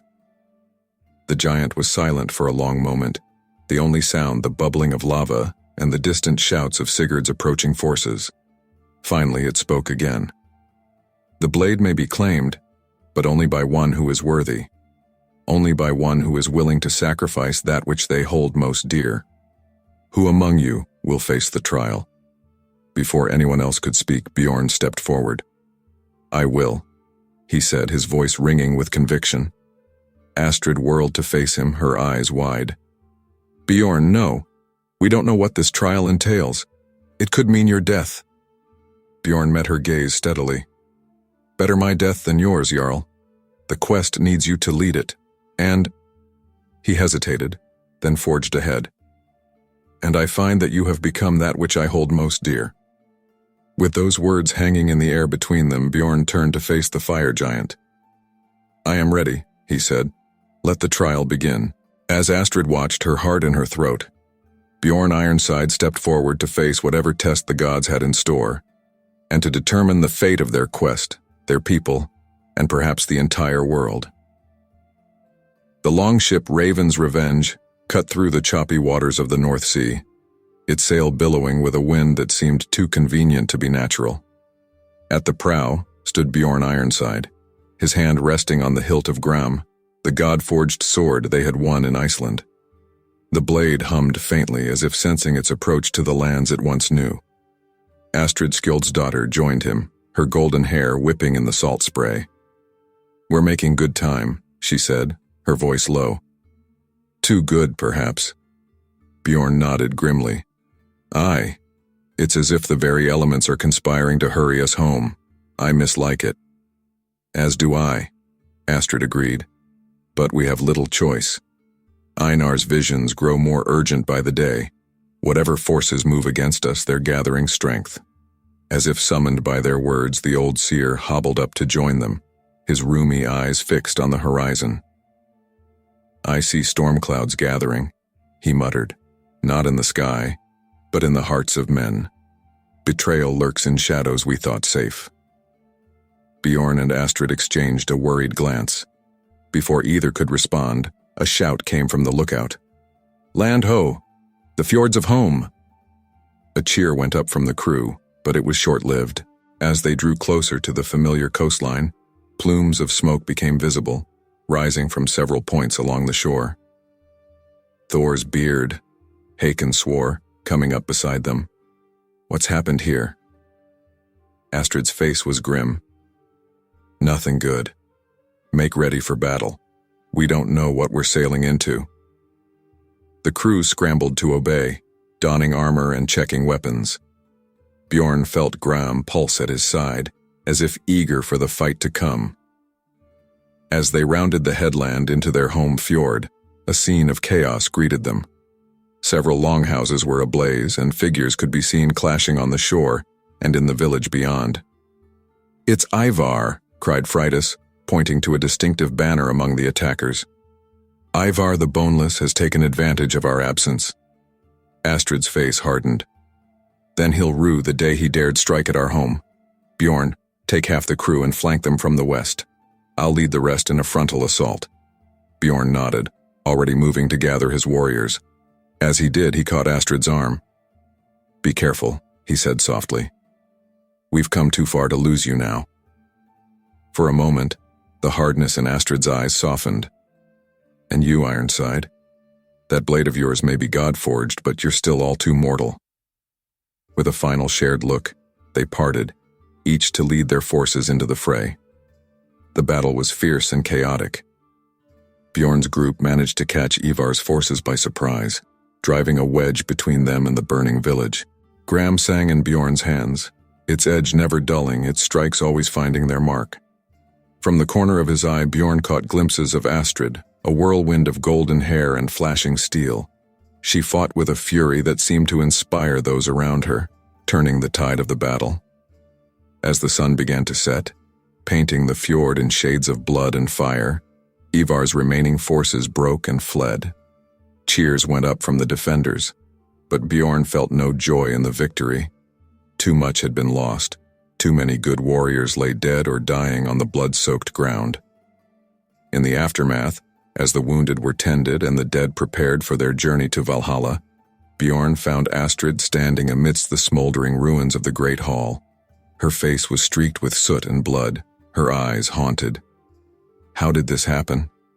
she murmured as he approached. "We were gone, barely a month. How did Ivar muster such a force so quickly?" Before Bjorn could respond, a commotion broke out nearby. Two of their warriors were dragging a struggling figure between them. "Jarl Astrid," one called. "We found this snake hiding in the ruins. Says he has information." As they drew closer, Bjorn recognized the captive with a jolt of surprise. It was Ulf, one of their own crew members who had remained behind to defend the village. Astrid's eyes narrowed. "Speak, Ulf. What information could you possibly have that would stay our hand from separating your head from your shoulders?" Ulf's eyes darted nervously between Astrid and Bjorn. It wasn't just Ivar," he stammered. "There were others, powerful jarls from other clans. They knew you'd be gone, knew about your quest." A cold weight settled in Bjorn's stomach. "How?" he demanded. "How could they have known?" Ulf swallowed hard. "Because someone told them. Someone from our own clan." A hush fell over the gathered warriors. Astrid's voice, when she spoke, was deadly quiet. "Who, Ulf? Who is the traitor?" For a long moment, Ulf was silent, his eyes downcast. Then, in a voice barely above a whisper, he said, "Einar." It was Einar the Seer. The silence that followed was deafening. Bjorn felt as if the ground had dropped out from under him. Einar, the one who had guided them on their quest, who had led them to two of the sacred artifacts. A traitor? Astrid was the first to recover. "Bring him," she commanded. "Bring Einar to me now." Warriors scrambled to obey, returning moments later with the old seer in tow. Einar's face was a mask of calm, but Bjorn thought he detected a flicker of something in those milky eyes. Fear? Resignation? Or something else entirely? "Is it true?" Astrid demanded, her voice shaking with barely contained fury. "Did you betray us, Einar? Did you sell our secrets to our enemies?" Einar was silent for a long moment, his gaze seeming to look beyond them all. When he finally spoke, his voice was soft but clear. "Yes," he said simply. "And no." Bjorn's hand tightened on Gram's hilt. "Speak plainly, old man. No more riddles, no more half-truths. Why?" Einar's eyes focused on Bjorn, and for a moment they seemed to clear, showing a depth of pain and knowledge that took Bjorn's breath away. Because it was necessary, the seer said. Because the path to preventing Ragnarok is not as straight as you believe. Sometimes to save the world, one must be willing to burn a part of it. Astrid stepped forward, her hand on her sword. Explain yourself, traitor, or by the gods I'll send you to meet them myself. Einar nodded slowly. I have seen what is to come. The artifacts you seek, they are not meant to reinforce Fenrir's chains. They are meant to break them. A collective gasp went up from the gathered warriors. Bjorn felt as if the world was spinning around him. What are you saying? He demanded. I'm saying, Einar continued, his voice growing stronger, that Ragnarok cannot be prevented. It can only be guided. The twilight of the gods must come, but if it comes on our terms, we may yet salvage something from the ashes of the old world. Astrid's face was a mask of fury and disbelief. And you thought the best way to guide Ragnarok was to betray your own people? To lead us on a wild chase across Midgard while our enemies gathered at our gates? Einar shook his head sadly. You don't understand. The enemies at our gates are nothing compared to what awaits if we do not act. The forces that seek to control Ragnarok, they are beyond your imagining. I had to test you, to push you to your limits, to ensure you were ready for the true battle to come. Bjorn stepped forward, placing a restraining hand on Astrid's arm. And what is this true battle, Einar? What have you seen that could possibly justify this betrayal? The old seer's eyes seemed to glow with an inner fire. The battle for the very soul of the 9 worlds. Fenrir must be freed, but on our terms, not theirs. The wolf's power must be harnessed, turned against those who would use Ragnarok for their own ends. A heavy silence fell over the gathering. Bjorn could feel the weight of destiny pressing down on them all. Finally, Astrid spoke, her voice cold and hard. You have broken faith with us, Einar. Whatever your reasons, whatever visions you claim to have seen, you have betrayed the trust we placed in you. By rights, I should have you executed here and now. Einar bowed his head, accepting the judgment, but Astrid wasn't finished. However, she continued, if what you say is true, if there truly is a greater threat looming, we cannot afford to lose your knowledge. You will remain our prisoner, but you will continue to guide us. And know this, if I sense even a hint of further betrayal, I will not hesitate to end your life myself. As warriors moved to secure Einar, Bjorn pulled Astrid aside. Are you sure about this? He asked quietly. Can we trust anything he says now? Astrid's eyes met his, and he saw in them a mixture of determination and fear. We have no choice, she replied. We're too deep into this quest to turn back now. But from this moment on, we trust no one but each other. Agreed? Bjorn nodded solemnly. Agreed. As night fell over the ravaged village, Bjorn stood watch on the cliffs overlooking the fjord. Gram hummed softly at his side, a constant reminder of the power they now wielded and the responsibility that came with it. The revelation of Einar's betrayal had shaken them all to the core. But as Bjorn gazed out at the star-filled sky, he couldn't shake the feeling that this was just the beginning. Whatever trials they had faced so far, whatever battles they had won, the true test was yet to come. And as the northern lights began to dance across the heavens, Bjorn Ironside swore a silent oath. Whatever came, whatever forces aligned against them, he would stand by Astrid's side. Together they would face the twilight of the gods and forge a new destiny for their people, or die trying. The wind picked up, carrying with it the scent of snow and distant fires. Ragnarok was coming, and they would be ready. The great hall of Astrid's clan stood rebuilt, its timbers freshly hewn and still fragrant with pine sap. But the mood within was far from celebratory. Warriors gathered in tense clusters, their voices low, eyes darting suspiciously. The revelation of Einar's betrayal had shaken them to their core, sowing seeds of doubt that threatened to unravel everything they had fought for. At the head of the hall, Astrid Skjoldsdottir sat in the high seat, her face a mask of grim determination. To her right stood Bjorn Ironside, Gram gleaming at his side. To her left, bound but unbowed, was Einar the Seer, his milky eyes fixed on something beyond mortal sight. Enough. Astrid's voice cut through the murmurs. We've wallowed in suspicion and fear for too long. Our quest remains unfinished and time grows short. Einar, speak. What is our next move? The old seer stirred, his chains clinking softly. The final artifact lies beyond mortal reach. To claim Gungnir, the spear of Odin, we must enter the realm of the gods themselves. A shocked silence fell over the hall, broken only by the crackling of the central fire. Bjorn stepped forward, his voice skeptical. And how exactly do you propose we do that? The Bifrost is not open to mortals on a whim. Einar's lips curled in a humorless smile. No, it is not. But there are other ways. Ways that demand great sacrifice and greater courage. Astrid leaned forward, her eyes intense. Speak plainly, old man. No more riddles, no more half-truths. What must we do? Before Einar could respond, a tremendous crack of thunder shook the hall.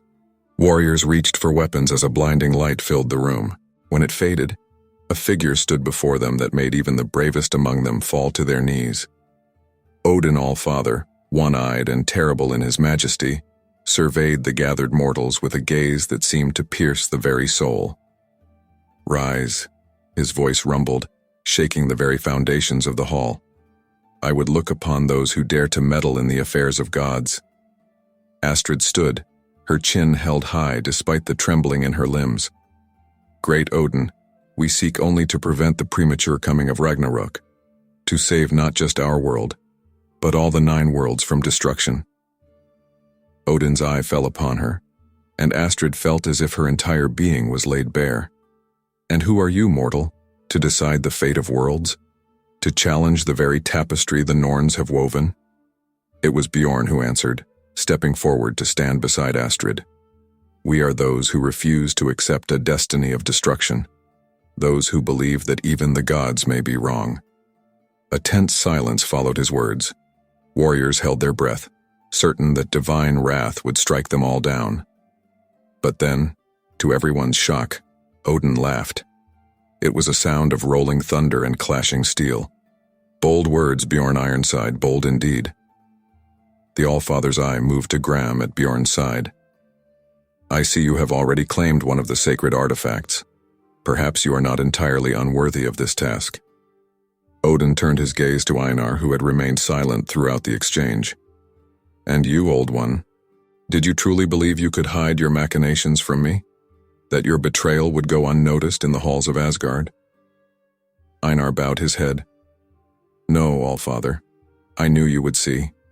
I only hoped that you would understand the necessity of it.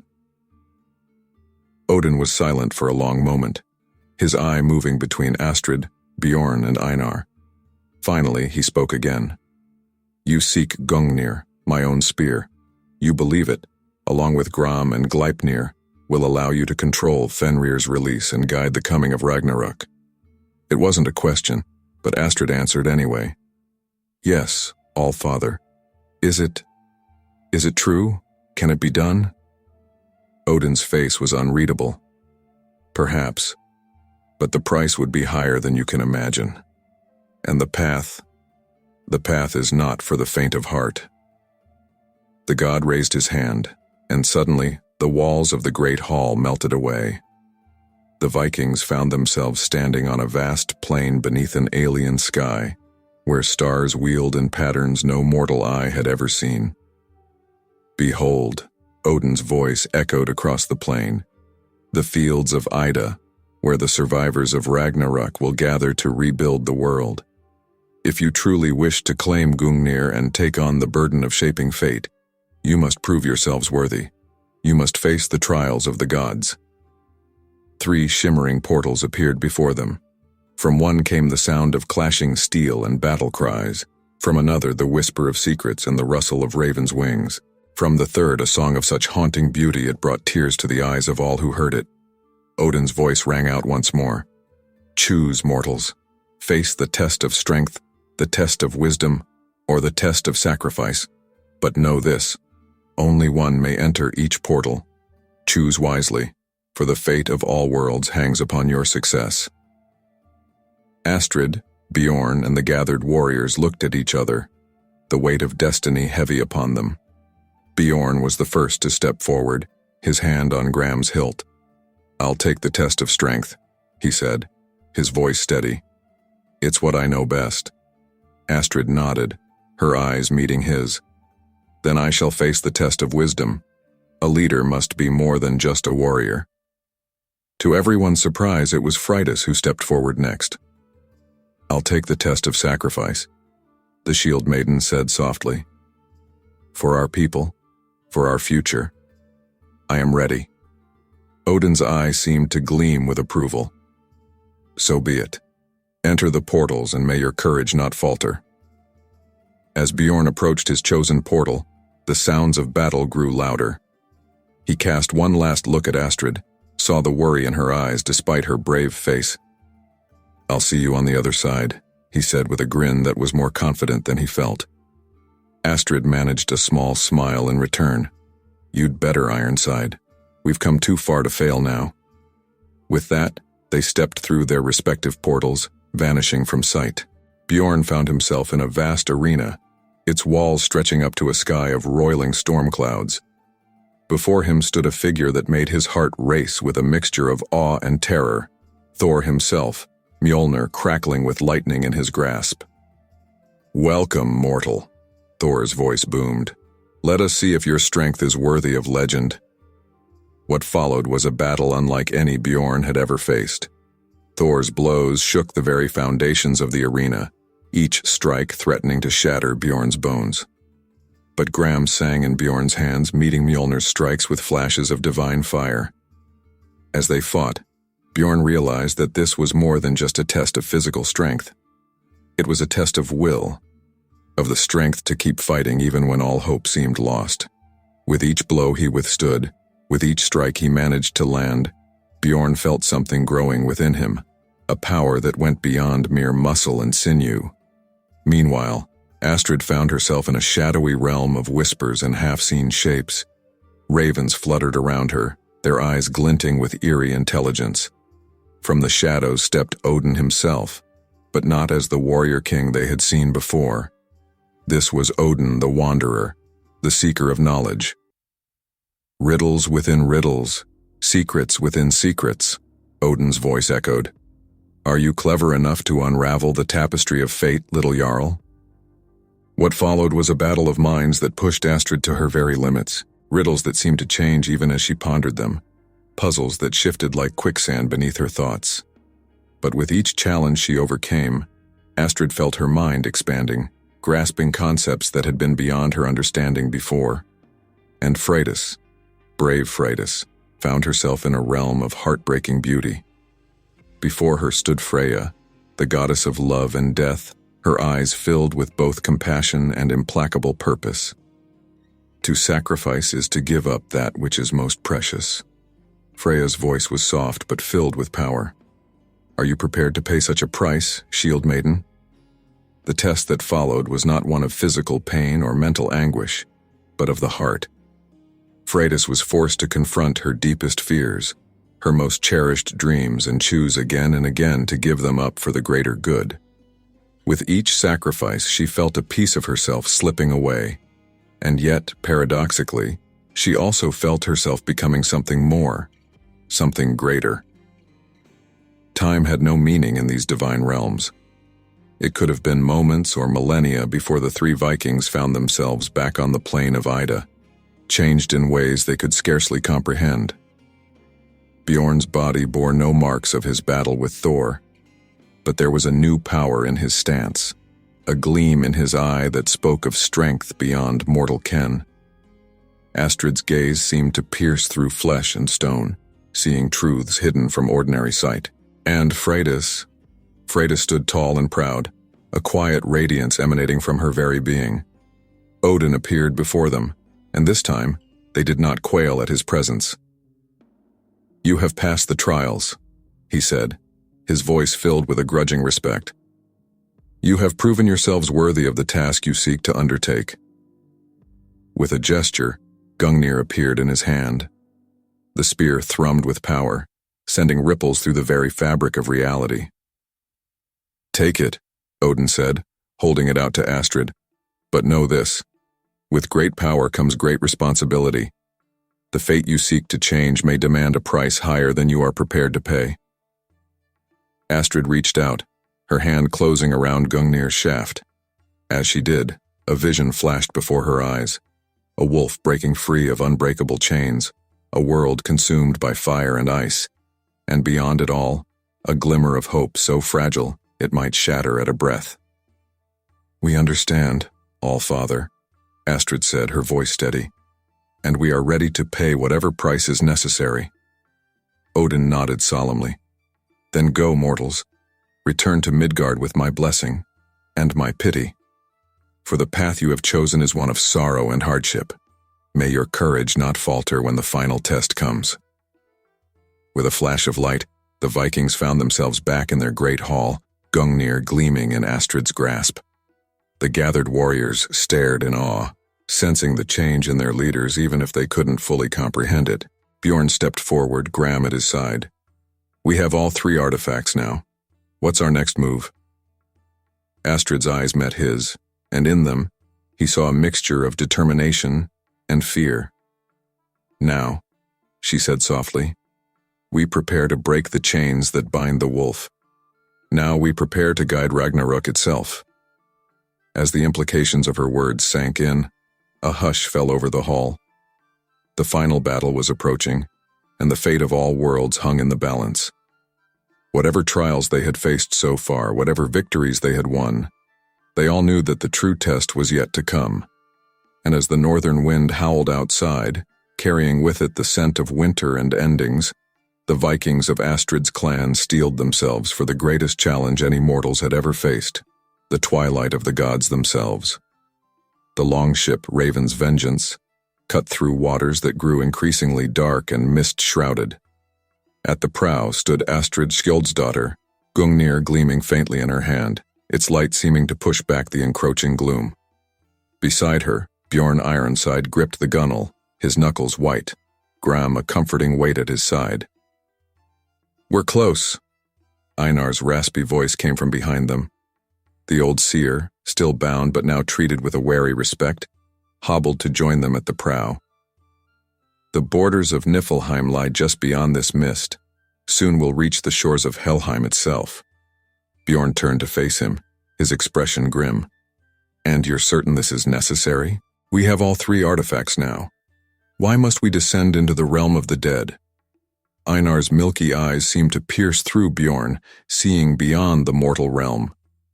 Because, Ironside, the key to controlling Fenrir's release lies not in the artifacts alone, but in understanding the very nature of death and rebirth. We must speak with Hel herself if we hope to guide Ragnarok. Astrid's voice cut through the tension. Enough debate. We've come too far to turn back now. Helheim awaits, and with it, the answers we seek. She turned to address the crew, her voice ringing out over the eerie calm of the waters. Make ready. We approach the borders of the underworld. As the Vikings scrambled to obey, checking weapons and muttering prayers to gods they hoped still listened, the mist thickened around them. The temperature dropped precipitously, frost forming on beards and eyelashes. The very air seemed to grow heavy, pressing down on them with an almost physical weight. Suddenly, a monstrous shape loomed out of the mist. Scales gleamed dully in the faint light, and eyes like molten gold fixed upon the ship. Nidhugger, Einar breathed, his voice filled with awe and terror. The dragon that gnaws at the roots of Yggdrasil. The great serpent's head lowered, bringing one massive eye level with the ship. Its voice, when it spoke, was like the grinding of tectonic plates. What brings mortals to the borders of Helheim? Do you seek death so eagerly? Astrid stepped forward, Gungnir held high. We seek audience with Hel, guardian of Nidhugger. Our quest is to prevent the premature coming of Ragnarok. A rumbling laugh shook the waters around them. Prevent Ragnarok? Foolish mortals. The twilight of the gods is as inevitable as the turning of the seasons. You cannot stop what has been foretold since the dawn of time. Bjorn joined Astrid at the prow, Gram glowing with an inner fire. We do not seek to stop it, Great Worm. We seek to guide it to ensure that what comes after is a world worth living in. Nidhugger's eyes narrowed, studying them with an intelligence as ancient as the world itself. After what seemed an eternity, the dragon spoke again. Your courage is admirable if misplaced. Very well. I will allow you passage. But be warned, the realm of the dead is not kind to the living. Many have entered Helheim. Few have ever returned. With that, the great serpent sank beneath the waves, leaving behind a wake that pushed the ship forward into the thickest part of the mist. As they sailed on, the world around them changed. The mist thinned, revealing a bleak landscape of twisted, leafless trees and barren rock. The sky above was a roiling mass of sickly green clouds, occasionally lit by flashes of colorless lightning. They beached the ship on a shore of black sand, the grains crunching beneath their feet like pulverized bone. Before them stretched a vast plain, and in the distance, barely visible through the gloom, rose the great halls of Helheim. "Stay close," Astrid commanded as they began their trek across the desolate landscape. The dead walk these lands, and not all of them rest easy. As if summoned by her words, shapes began to emerge from the mists around them. Translucent figures, some bearing the wounds that had ended their mortal lives, others simply faded and insubstantial. They reached out with grasping hands, their voices a cacophony of whispers. "Turn back," they seemed to say. "This is no place for the living. Join us in eternal rest." Bjorn felt a chill that had nothing to do with the cold air. He saw his companions falter, their eyes growing distant as the whispers of the dead wormed their way into their minds. "Stand fast," he roared, raising Gram high. The sword blazed with golden fire, pushing back the encroaching spirits. "We are Vikings, warriors of Midgard. We do not falter in the face of death." His words seemed to break the spell. The Vikings pressed on, their weapons held at the ready, eyes darting warily as they made their way across the plain. As they neared the great halls, a new challenge presented itself. A river of sluggish, dark water blocked their path. At its banks stood a figure that made even the bravest among them pause. A woman, tall and terribly beautiful. One half of her face that of a young maiden, the other the decayed visage of a corpse. "Hell," Einar whispered, dropping to his knees. The goddess of death regarded them with eyes that held the wisdom and sorrow of eons. "Welcome, wayward souls." Her voice was soft, yet carried easily across the river. "What brings you to my realm, still clad in the flesh of the living?" Astrid stepped forward, her chin held high despite the trembling in her limbs. "Great Hell, we come seeking knowledge. We bear the artifacts of power, Gram, Gungnir, and Gleipnir. We seek to guide the coming of Ragnarok, to shape the rebirth of the world." Hell's mismatched eyes narrowed. "You meddle in forces beyond your comprehension, little Jarl. The cycle of death and rebirth is not for mortals to command." "Perhaps not," Bjorn interjected, moving to stand beside Astrid. "But neither is it solely the province of the gods. We have passed the trials of Odin himself. We have faced Nidhugger and walked the plains of the dead. Surely that counts for something." A long silence followed his words. The dead gathered around them, a sea of restless spirits watching the exchange with hollow eyes. Finally, Hel spoke again. "You have indeed shown great courage to come this far. Very well. I will grant you the knowledge you seek. But know this, it comes with a price. To understand death, one must experience it. Who among you is willing to pay such a cost?" The Vikings exchanged uneasy glances. To die here in the realm of the dead, and would there be any coming back from that? Before anyone else could speak, Freydis stepped forward. The Shield Maiden's face was set with grim determination. "I will pay the price," she said, her voice steady. "For our people, for the future of all worlds, I offer myself." "Freydis, no!" Astrid cried, reaching out to stop her. But Freydis was already moving, stepping into the dark waters of the river. As she waded deeper, the water seemed to come alive around her, tendrils of darkness wrapping around her limbs, pulling her under. In moments she had vanished beneath the surface. A heavy silence fell over the group. Bjorn felt a weight in his chest, a mixture of grief and admiration for Freydis' sacrifice. Hel's voice broke the silence. "It is done. Come, mortals, enter my halls and receive the knowledge you have paid for so dearly." As they crossed the river, each of them felt the chill of death seep into their bones. The great doors of Hel's hall swung open before them, revealing a vast chamber that seemed to stretch into infinity. Inside, Hel took her seat upon a throne of bleached bone. With a wave of her hand, images began to form in the air around them. Visions of Fenrir breaking free, of the great battle to come, of a world consumed by fire and ice. "Behold," Hel intoned, "the truth of Ragnarok. It is not merely an end, but a beginning. The old world must die for the new one to be born. But the manner of its death, the seeds planted in its dying moments, and these will shape the world to come." The visions shifted, showing possible futures, some bleak and terrible, others filled with hope and new life.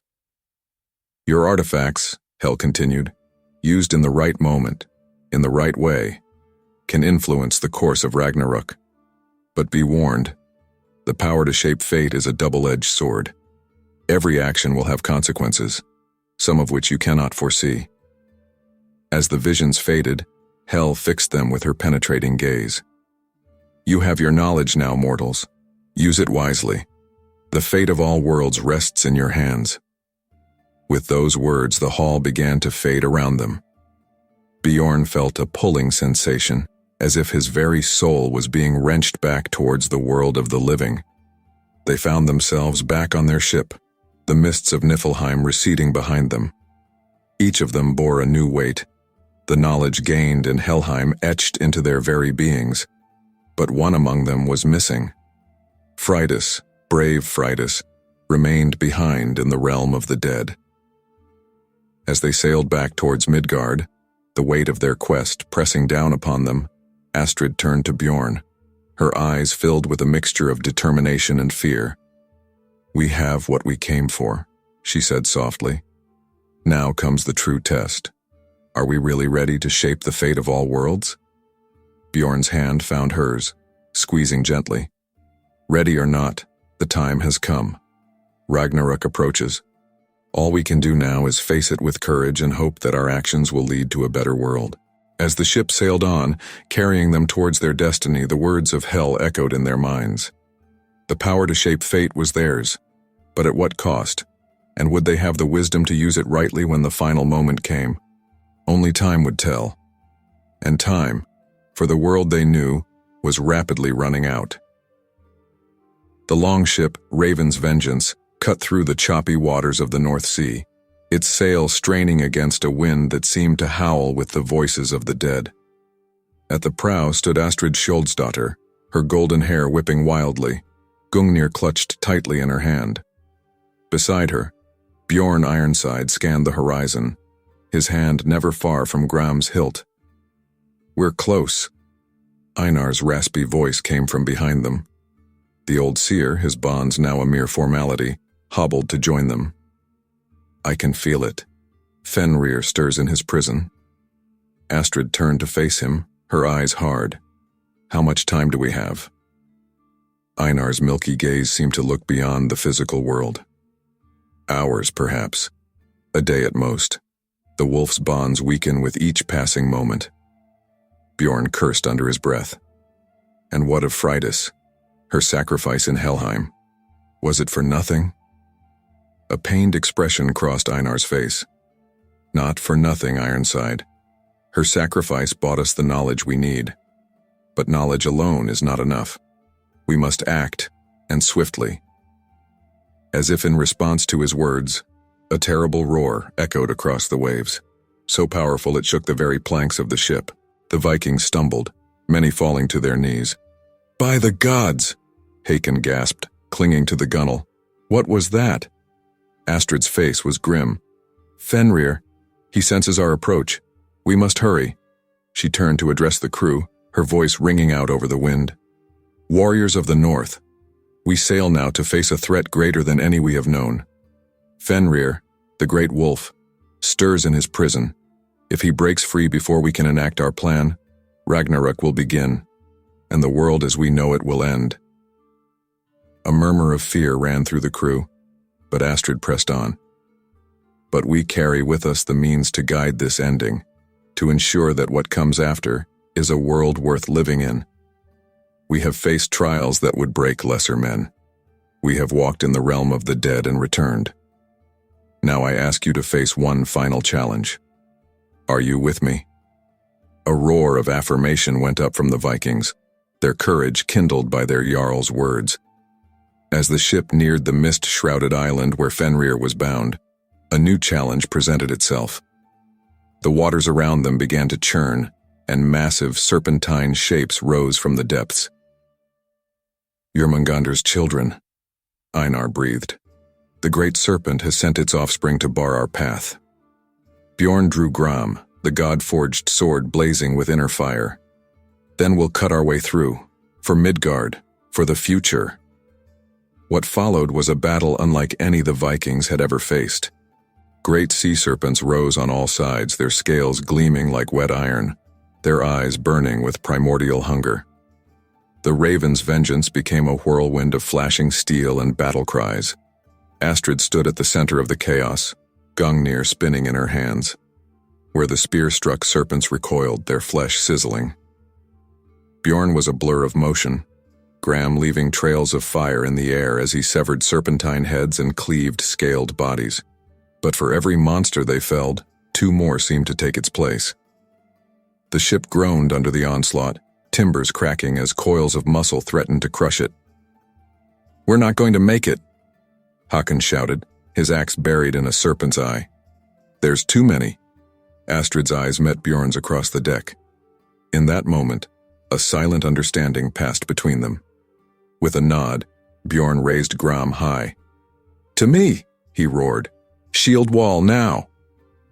The Vikings, trained by years of battle, responded instinctively. They formed a tight circle around Bjorn and Astrid, their shields locking together. Astrid raised Gungnir, its tip glowing with power. Bjorn held Gram aloft, the sword's fire intensifying. As one, they brought the artifacts together. A blast of pure energy erupted from the point where spear met sword. It expanded outward in a shockwave of fire and lightning, vaporizing the sea serpents and clearing a path through the churning waters. As the light faded, the Vikings found themselves in an eerie calm. The mists parted, revealing a rocky shore ahead. "There," Einar pointed with a gnarled finger. "Fenrir's prison lies just beyond that ridge." They beached the ship, the sound of its keel grinding against stone seeming unnaturally loud in the oppressive silence. As they disembarked, weapons at the ready, a low growl rumbled through the air, shaking pebbles on the shore. "He knows we're here," Astrid said, her voice tight. "We must hurry." They crested the ridge, and there, in a valley that seemed to defy the laws of nature, far larger inside than the island should allow, they saw it. Fenrir, the great wolf, son of Loki, breaker of worlds. He was massive beyond comprehension, his fur as black as the void between stars, his eyes burning with a hatred older than time itself, and his chains were fraying. "By all the gods," Bjorn breathed. "How can we hope to stand against such a creature?" Einar's voice was urgent. "The artifacts. Use them now before it's too late." Astrid raised Gungnir, its tip glowing with power. Bjorn held Gram aloft, the sword humming with barely contained energy. From a pouch at her side, Astrid produced Gleipnir, the unbreakable ribbon seeming to writhe in her grasp. But before they could act, a new voice rang out, smooth, cultured, and dripping with malice. "I'm afraid I can't let you do that." From the shadow stepped a figure that made even Fenrir's massive form seem less terrifying by comparison. Tall, handsome, with eyes that danced with mischief and cruelty in equal measure. Loki, the trickster god, father of Fenrir, stood before them. "Did you really think," Loki said, his voice filled with mock disappointment, "that I would allow mere mortals to interfere with my grand design? Ragnarok is coming, little Vikings. The twilight of the gods approaches, and nothing you do can stop it." With a gesture, Loki sent a wave of force that knocked the Vikings off their feet. Gungnir flew from Astrid's grasp, embedding itself in the rocky ground nearby. Gram skittered across the stone, coming to rest at the edge of a precipice. As the Vikings struggled to their feet, Loki approached Fenrir. The great wolf's eyes fixed on his father, a mixture of hatred and longing in their fiery depths. "The time has come, my son," Loki crooned, reaching out to touch Fenrir's massive muzzle. "The chains that bind you grow weak. Break free, and let us usher in the end of all things." Fenrir's muscles bunched, straining against his bonds. The sound of straining metal filled the air, drowning out even the wolf's growls. Astrid turned to her warriors, her voice urgent. "Distract Loki. Bjorn and I will use the artifacts." The Vikings charged forward with a battle cry, their weapons seeming pitifully small against the might of a god. But their courage was unmatched, and they threw themselves into the fray with all the fury of their ancestors. Loki laughed, deflecting their attacks with casual ease. But in doing so, his attention was divided. Astrid seized her chance, diving for Gungnir. Bjorn rolled across the rocky ground, his hand closing around Gram's hilt just as it was about to fall into the abyss. They came together at Fenrir's feet, the artifacts blazing with power in their hands. Gleipnir writhed between them, sensing its moment had come. "Now!" Astrid cried. They thrust the artifacts forward, and the world exploded into light and sound. Fenrir's roar of defiance mixed with Loki's cry of rage. The Vikings' battle cries became screams of pain as the unleashed power washed over them. For a moment that seemed to stretch into eternity. The fate of all worlds hung in the balance. Astrid felt as if her very soul was being torn apart, the power of the artifacts flowing through her, reshaping reality itself. Beside her, Bjorn's face was a mask of agony and determination. And then, suddenly it was over. As the light faded and the dust settled, Astrid blinked, trying to make sense of what she was seeing. Fenrir still stood before them, but changed. The hatred was gone from his eyes, replaced by something almost like peace. His chains, while still present, now seemed to glow with an inner light, more a part of him than a prison. Loki was on his knees, his face a mixture of rage and disbelief. "What have you done?" he hissed. Einar stepped forward, his milky eyes now clear and shining with an inner light. "They have done what was foretold, trickster. They have guided Ragnarok, shaped it to a new purpose. The wolf is bound, but not as a prisoner. He is now the guardian of the cycle of death and rebirth." As the implications of Einar's words sank in, Astrid felt a wave of exhaustion wash over her. She leaned heavily on Gungnir, feeling Bjorn's steadying hand on her shoulder. "Is it over?" she asked, her voice hoarse. Einar shook his head, a small smile on his weathered face. "No, my Jarl. It is not over. It is just beginning. The old world dies, yes, but a new one is born. And you, all of you, will shape its future." As if in response to his words, the ground began to tremble. In the distance, they could see waves of fire and ice sweeping across the land. But here, in this place out of time, they were safe. For now.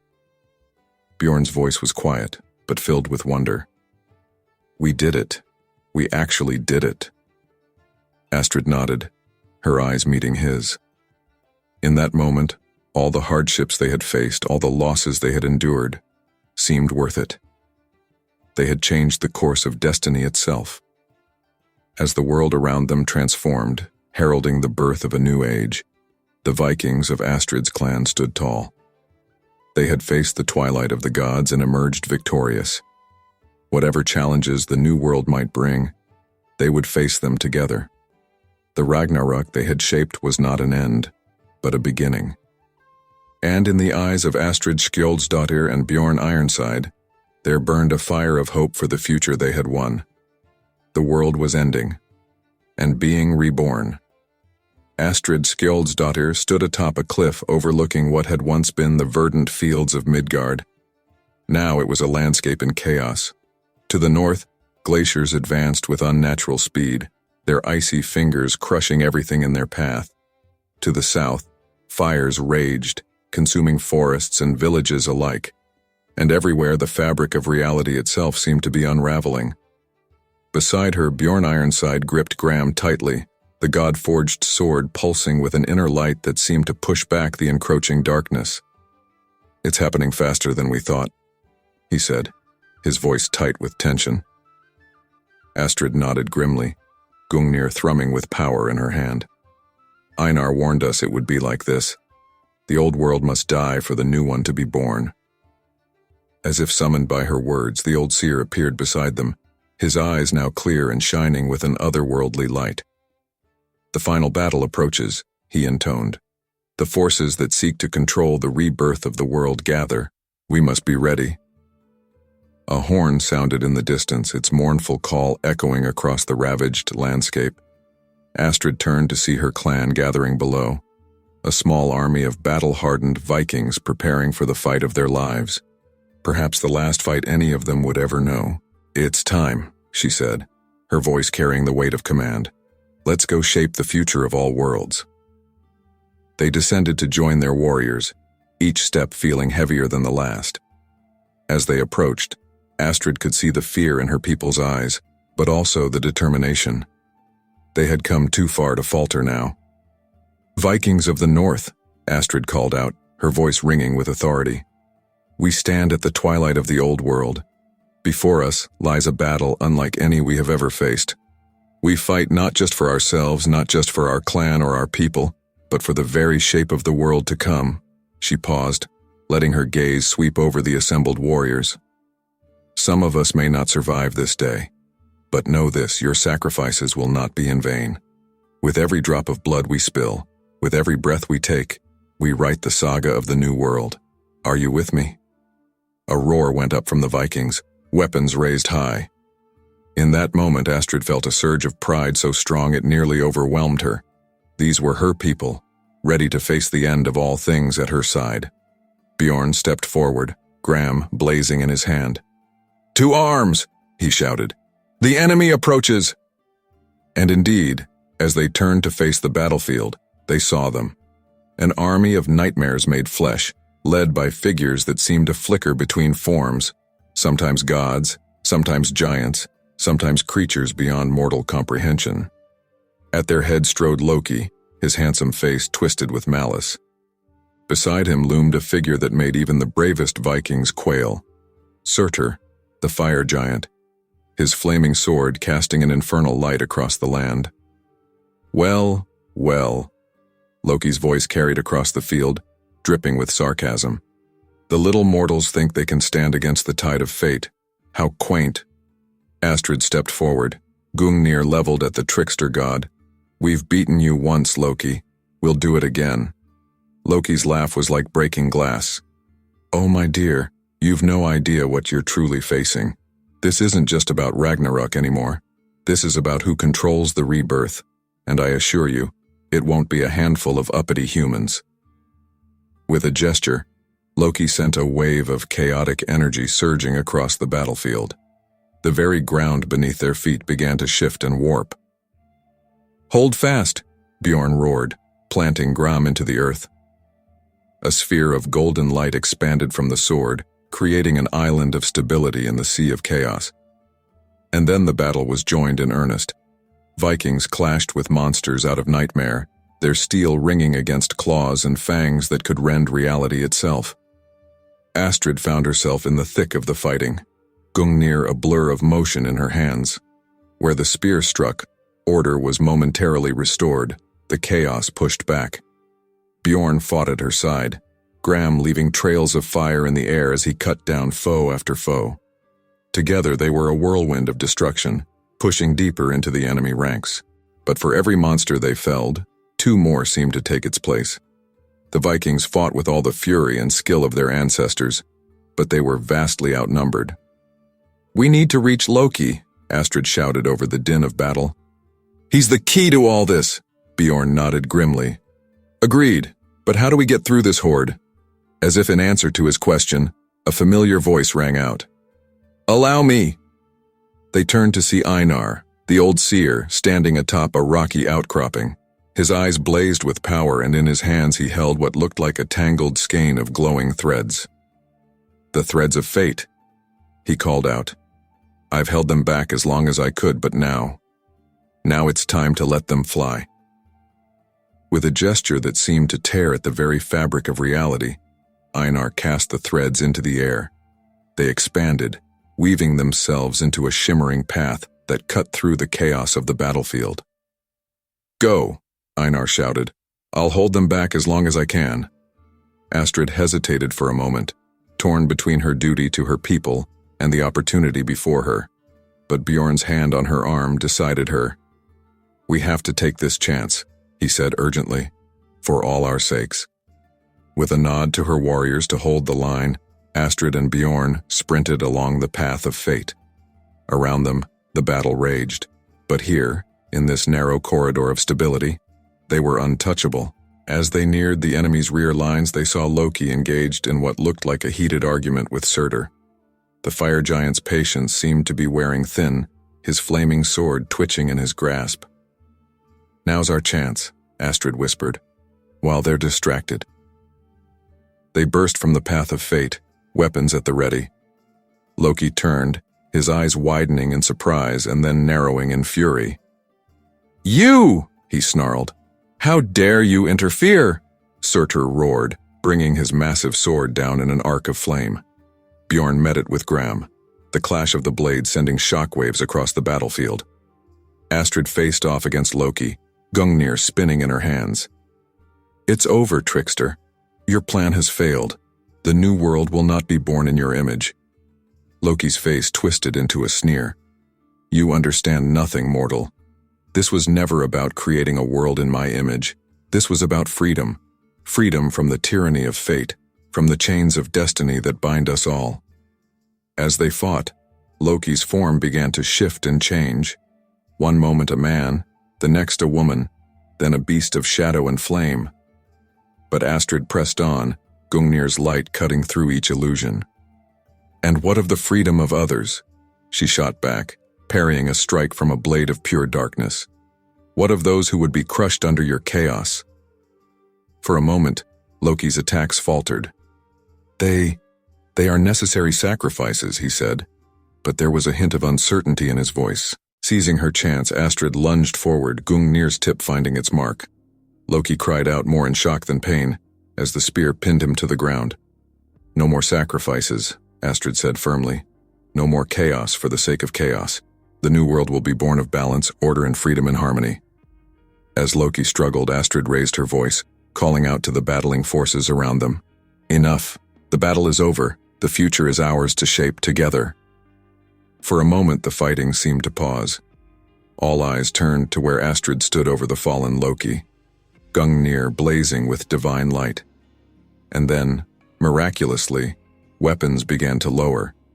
Monsters and Vikings alike stepped back, the bloodlust fading from their eyes as the realization of what was happening sank in. Bjorn, having fought Surtur to a standstill, joined Astrid.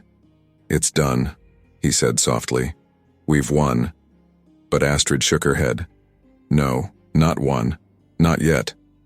Now comes the hard part. Building the world that comes after. As if in response to her words, the chaotic landscape around them began to shift and change. The fires died down, the ice receded, and in their place, new growth began to sprout, plants and trees unlike any they had seen before. A fusion of the old world and something entirely new. Einar approached, looking aged beyond his years but with a light of triumph in his eyes. You've done it, he said. You've guided Ragnarok to its true purpose.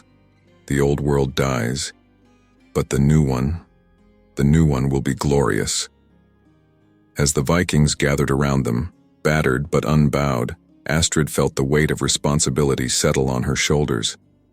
They had fought for the right to shape the future, and now that future stretched out before them, full of possibility and peril in equal measure. "What now?" Bjorn asked, his hand finding hers. Astrid looked out over the transforming landscape, at the mixture of humans and creatures that had so recently been locked in mortal combat. She saw fear in their eyes, but also hope. And she knew that hope was the key to everything. "Now," she said, her voice carrying the weight of destiny, "we build, we learn, we grow. The old world has passed away, but we carry its wisdom with us. And together, we will forge a future worthy of the sacrifices that brought us here." As the first rays of a new sun broke through the dissipating clouds, Astrid Skjoldsdottir raised Gungnir high. The spear's light seemed to merge with the dawn, heralding the birth of a new age. The battle for fate was over. The battle for the future had just begun. And as Astrid looked at the faces of her people, Viking and monster alike, she knew that whatever challenges lay ahead, they would face them together. The twilight of the gods had passed. The dawn of a new world had arrived. The world was reborn, but it was far from peaceful. A year had passed since the great battle that had reshaped reality itself. The landscape was a patchwork of the familiar and the alien, fjords and forests interspersed with crystalline structures that seemed to defy the laws of nature. The sky above was a swirling canvas of colors never before seen by mortal eyes. Astrid Skjoldsdottir stood atop the hill where her clan's great hall once stood. Now it was a fusion of traditional Viking architecture and something other. Walls of living wood intertwined with strands of pure energy, forming a structure that pulsed with the very essence of the new world. Gungnir hummed softly in her hand, a constant reminder of the power she now wielded, and the responsibility that came with it. "Jarl Astrid," a voice called from below. She turned to see Hakon, one of her most trusted warriors, approaching. His face was grim. "Trouble in the western settlements. The fire giants are pushing against the boundaries again." Astrid sighed, feeling the weight of leadership heavy on her shoulders. "Gather a team. We'll set out at dawn." As Hakon hurried off, Bjorn Ironside emerged from the great hall, Gram glowing faintly at his side. "Another incursion?" he asked, his voice tinged with weariness. Astrid nodded. "The fire giants grow restless. They chafe at the new order we're trying to build." Bjorn's hand found hers, a gesture of comfort and solidarity that had become familiar over the past year. "We knew it wouldn't be easy," he said softly. Here, the boundary between the new world and the chaotic energies beyond was visible, a shimmering curtain of light that rippled and pulsed. She reached out, her fingers brushing against the barrier. Immediately, visions flooded her mind, glimpses of other realities, of paths not taken, of futures that might have been. "Careful." Bjorn's voice came from behind her. "You know how dangerous it is to touch the veil." Astrid withdrew her hand, blinking away the after-images. "Sometimes I wonder," she mused, "if we made the right choice. If this new world we're building is truly better than what came before." Bjorn's arms encircled her from behind, a comforting presence. "We made the only choice we could," he said. "The old world was dying. We gave it a chance at rebirth." Before Astrid could respond, a horn sounded from the great hall. The leaders were gathering. The council chamber was a cacophony of voices and forms. Humans sat beside frost giants, elves argued with dwarves, and beings that defied classification hovered at the edges. At the center of it all stood Astrid and Bjorn, the artifacts of power thrumming with energy. "Silence!" Astrid's voice rang out, amplified by Gungnir's power. The room fell quiet. "We face a threat to everything we have built. Loki stirs in his prison, and with him, forces that would undo our new world." Murmurs of fear and anger rippled through the gathering. "What would you have us do, World Shaper?" asked Thrym, leader of the Frost Giants. His voice was like grinding ice. "March on Yggdrasil itself?" "We cannot risk freeing him," countered Freya, the Vanir goddess who had chosen to remain in the new world. "Perhaps we should reinforce his bonds?" Suggestions and arguments flew back and forth. Astrid listened, her mind racing. Finally, she raised Gungnir, calling for attention. "We cannot fight this threat divided," she declared. "For too long our races have been at odds. But this new world offers us a chance to forge a different path. I propose an alliance, not just for this battle, but for the future of our world." The chamber erupted in a mixture of cheers and protests. Bjorn stepped forward, gram blazing in his hand. "Think," he shouted over the din. "Think of what we have accomplished already. A year ago, the very idea of frost giants and humans sitting in council together would have been laughable. Yet here we are. If we can do this, what can't we achieve together?" Slowly, the mood in the chamber began to shift. Nods of agreement replaced scowls of suspicion. Even Thrym, the frost giant leader, seemed thoughtful. "An alliance," he rumbled. "It has been an age since the giants treated with others as equals. But perhaps it is time." One by one, the leaders stepped forward, pledging their support. As the last of them spoke, a tremor ran through the ground. The air itself seemed to ripple, and for a moment the veil between worlds thinned. In that instant, Astrid saw him, Loki, straining against his bonds, his eyes burning with a mixture of hatred and desperation. And behind him, shadows gathered, formless yet terrifying. The vision passed as quickly as it had come, leaving Astrid gasping. Bjorn was at her side in an instant, supporting her. "What did you see?" he asked urgently. Astrid straightened, her face set with determination. "The enemy gathers its strength," she announced to the now silent chamber. "We must do the same. Prepare your people. In 3 days' time, we march on Yggdrasil itself." As the leaders dispersed, each to rally their own forces, Astrid turned to Bjorn and Einar. "This will be our greatest test," she said softly. "Everything we've built, everything we've fought for it all comes down to this." Einar nodded gravely. "The threads of fate are tangled. I cannot see the outcome. But know this. The choice you make at the foot of Yggdrasil will shape the destiny of this world for ages to come." The next 3 days were a blur of preparation. Weapons were forged, combining the craft of dwarves with the magic of elves.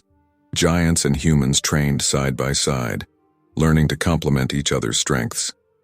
And through it all, Astrid and Bjorn moved among their people, offering encouragement and guidance. On the morning of the 3rd day, they stood before an army unlike any the world, old or new, had ever seen. Humans and giants, elves and dwarves, and creatures beyond naming, all united under a single banner. Astrid raised Gungnir high, its light piercing the swirling sky above. "Today we fight not just for our own survival, but for the very soul of our world. Whatever lies ahead, whatever sacrifices must be made, know that you fight for a future worth building. Together, we are unstoppable."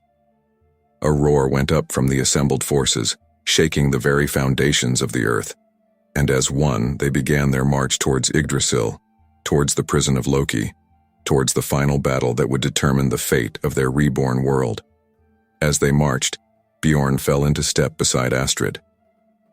"Whatever happens," he said, his voice low, "I'm glad to be facing it with you." Astrid's hand found his, squeezing tightly. "As am I," she replied. "Whatever comes, we face it together." The ground beneath their feet began to shift and change as they neared the world tree. Reality itself seemed to warp around them, but still they pressed on, guided by the light of Gungnir and the fire of Gram. Ahead loomed Yggdrasil, its branches stretching into realms beyond mortal comprehension, and at its base a maelstrom of chaotic energy swirled, the prison of Loki, straining to contain the trickster god's power. Astrid Skjoldsdottir, once a simple Viking jarl, now the shaper of worlds, took a deep breath. The fate of everything rested on what would happen next. With Bjorn at her side and an army of the impossible at her back, she stepped forward to meet her destiny. The final battle for the soul of the reborn world was about to begin.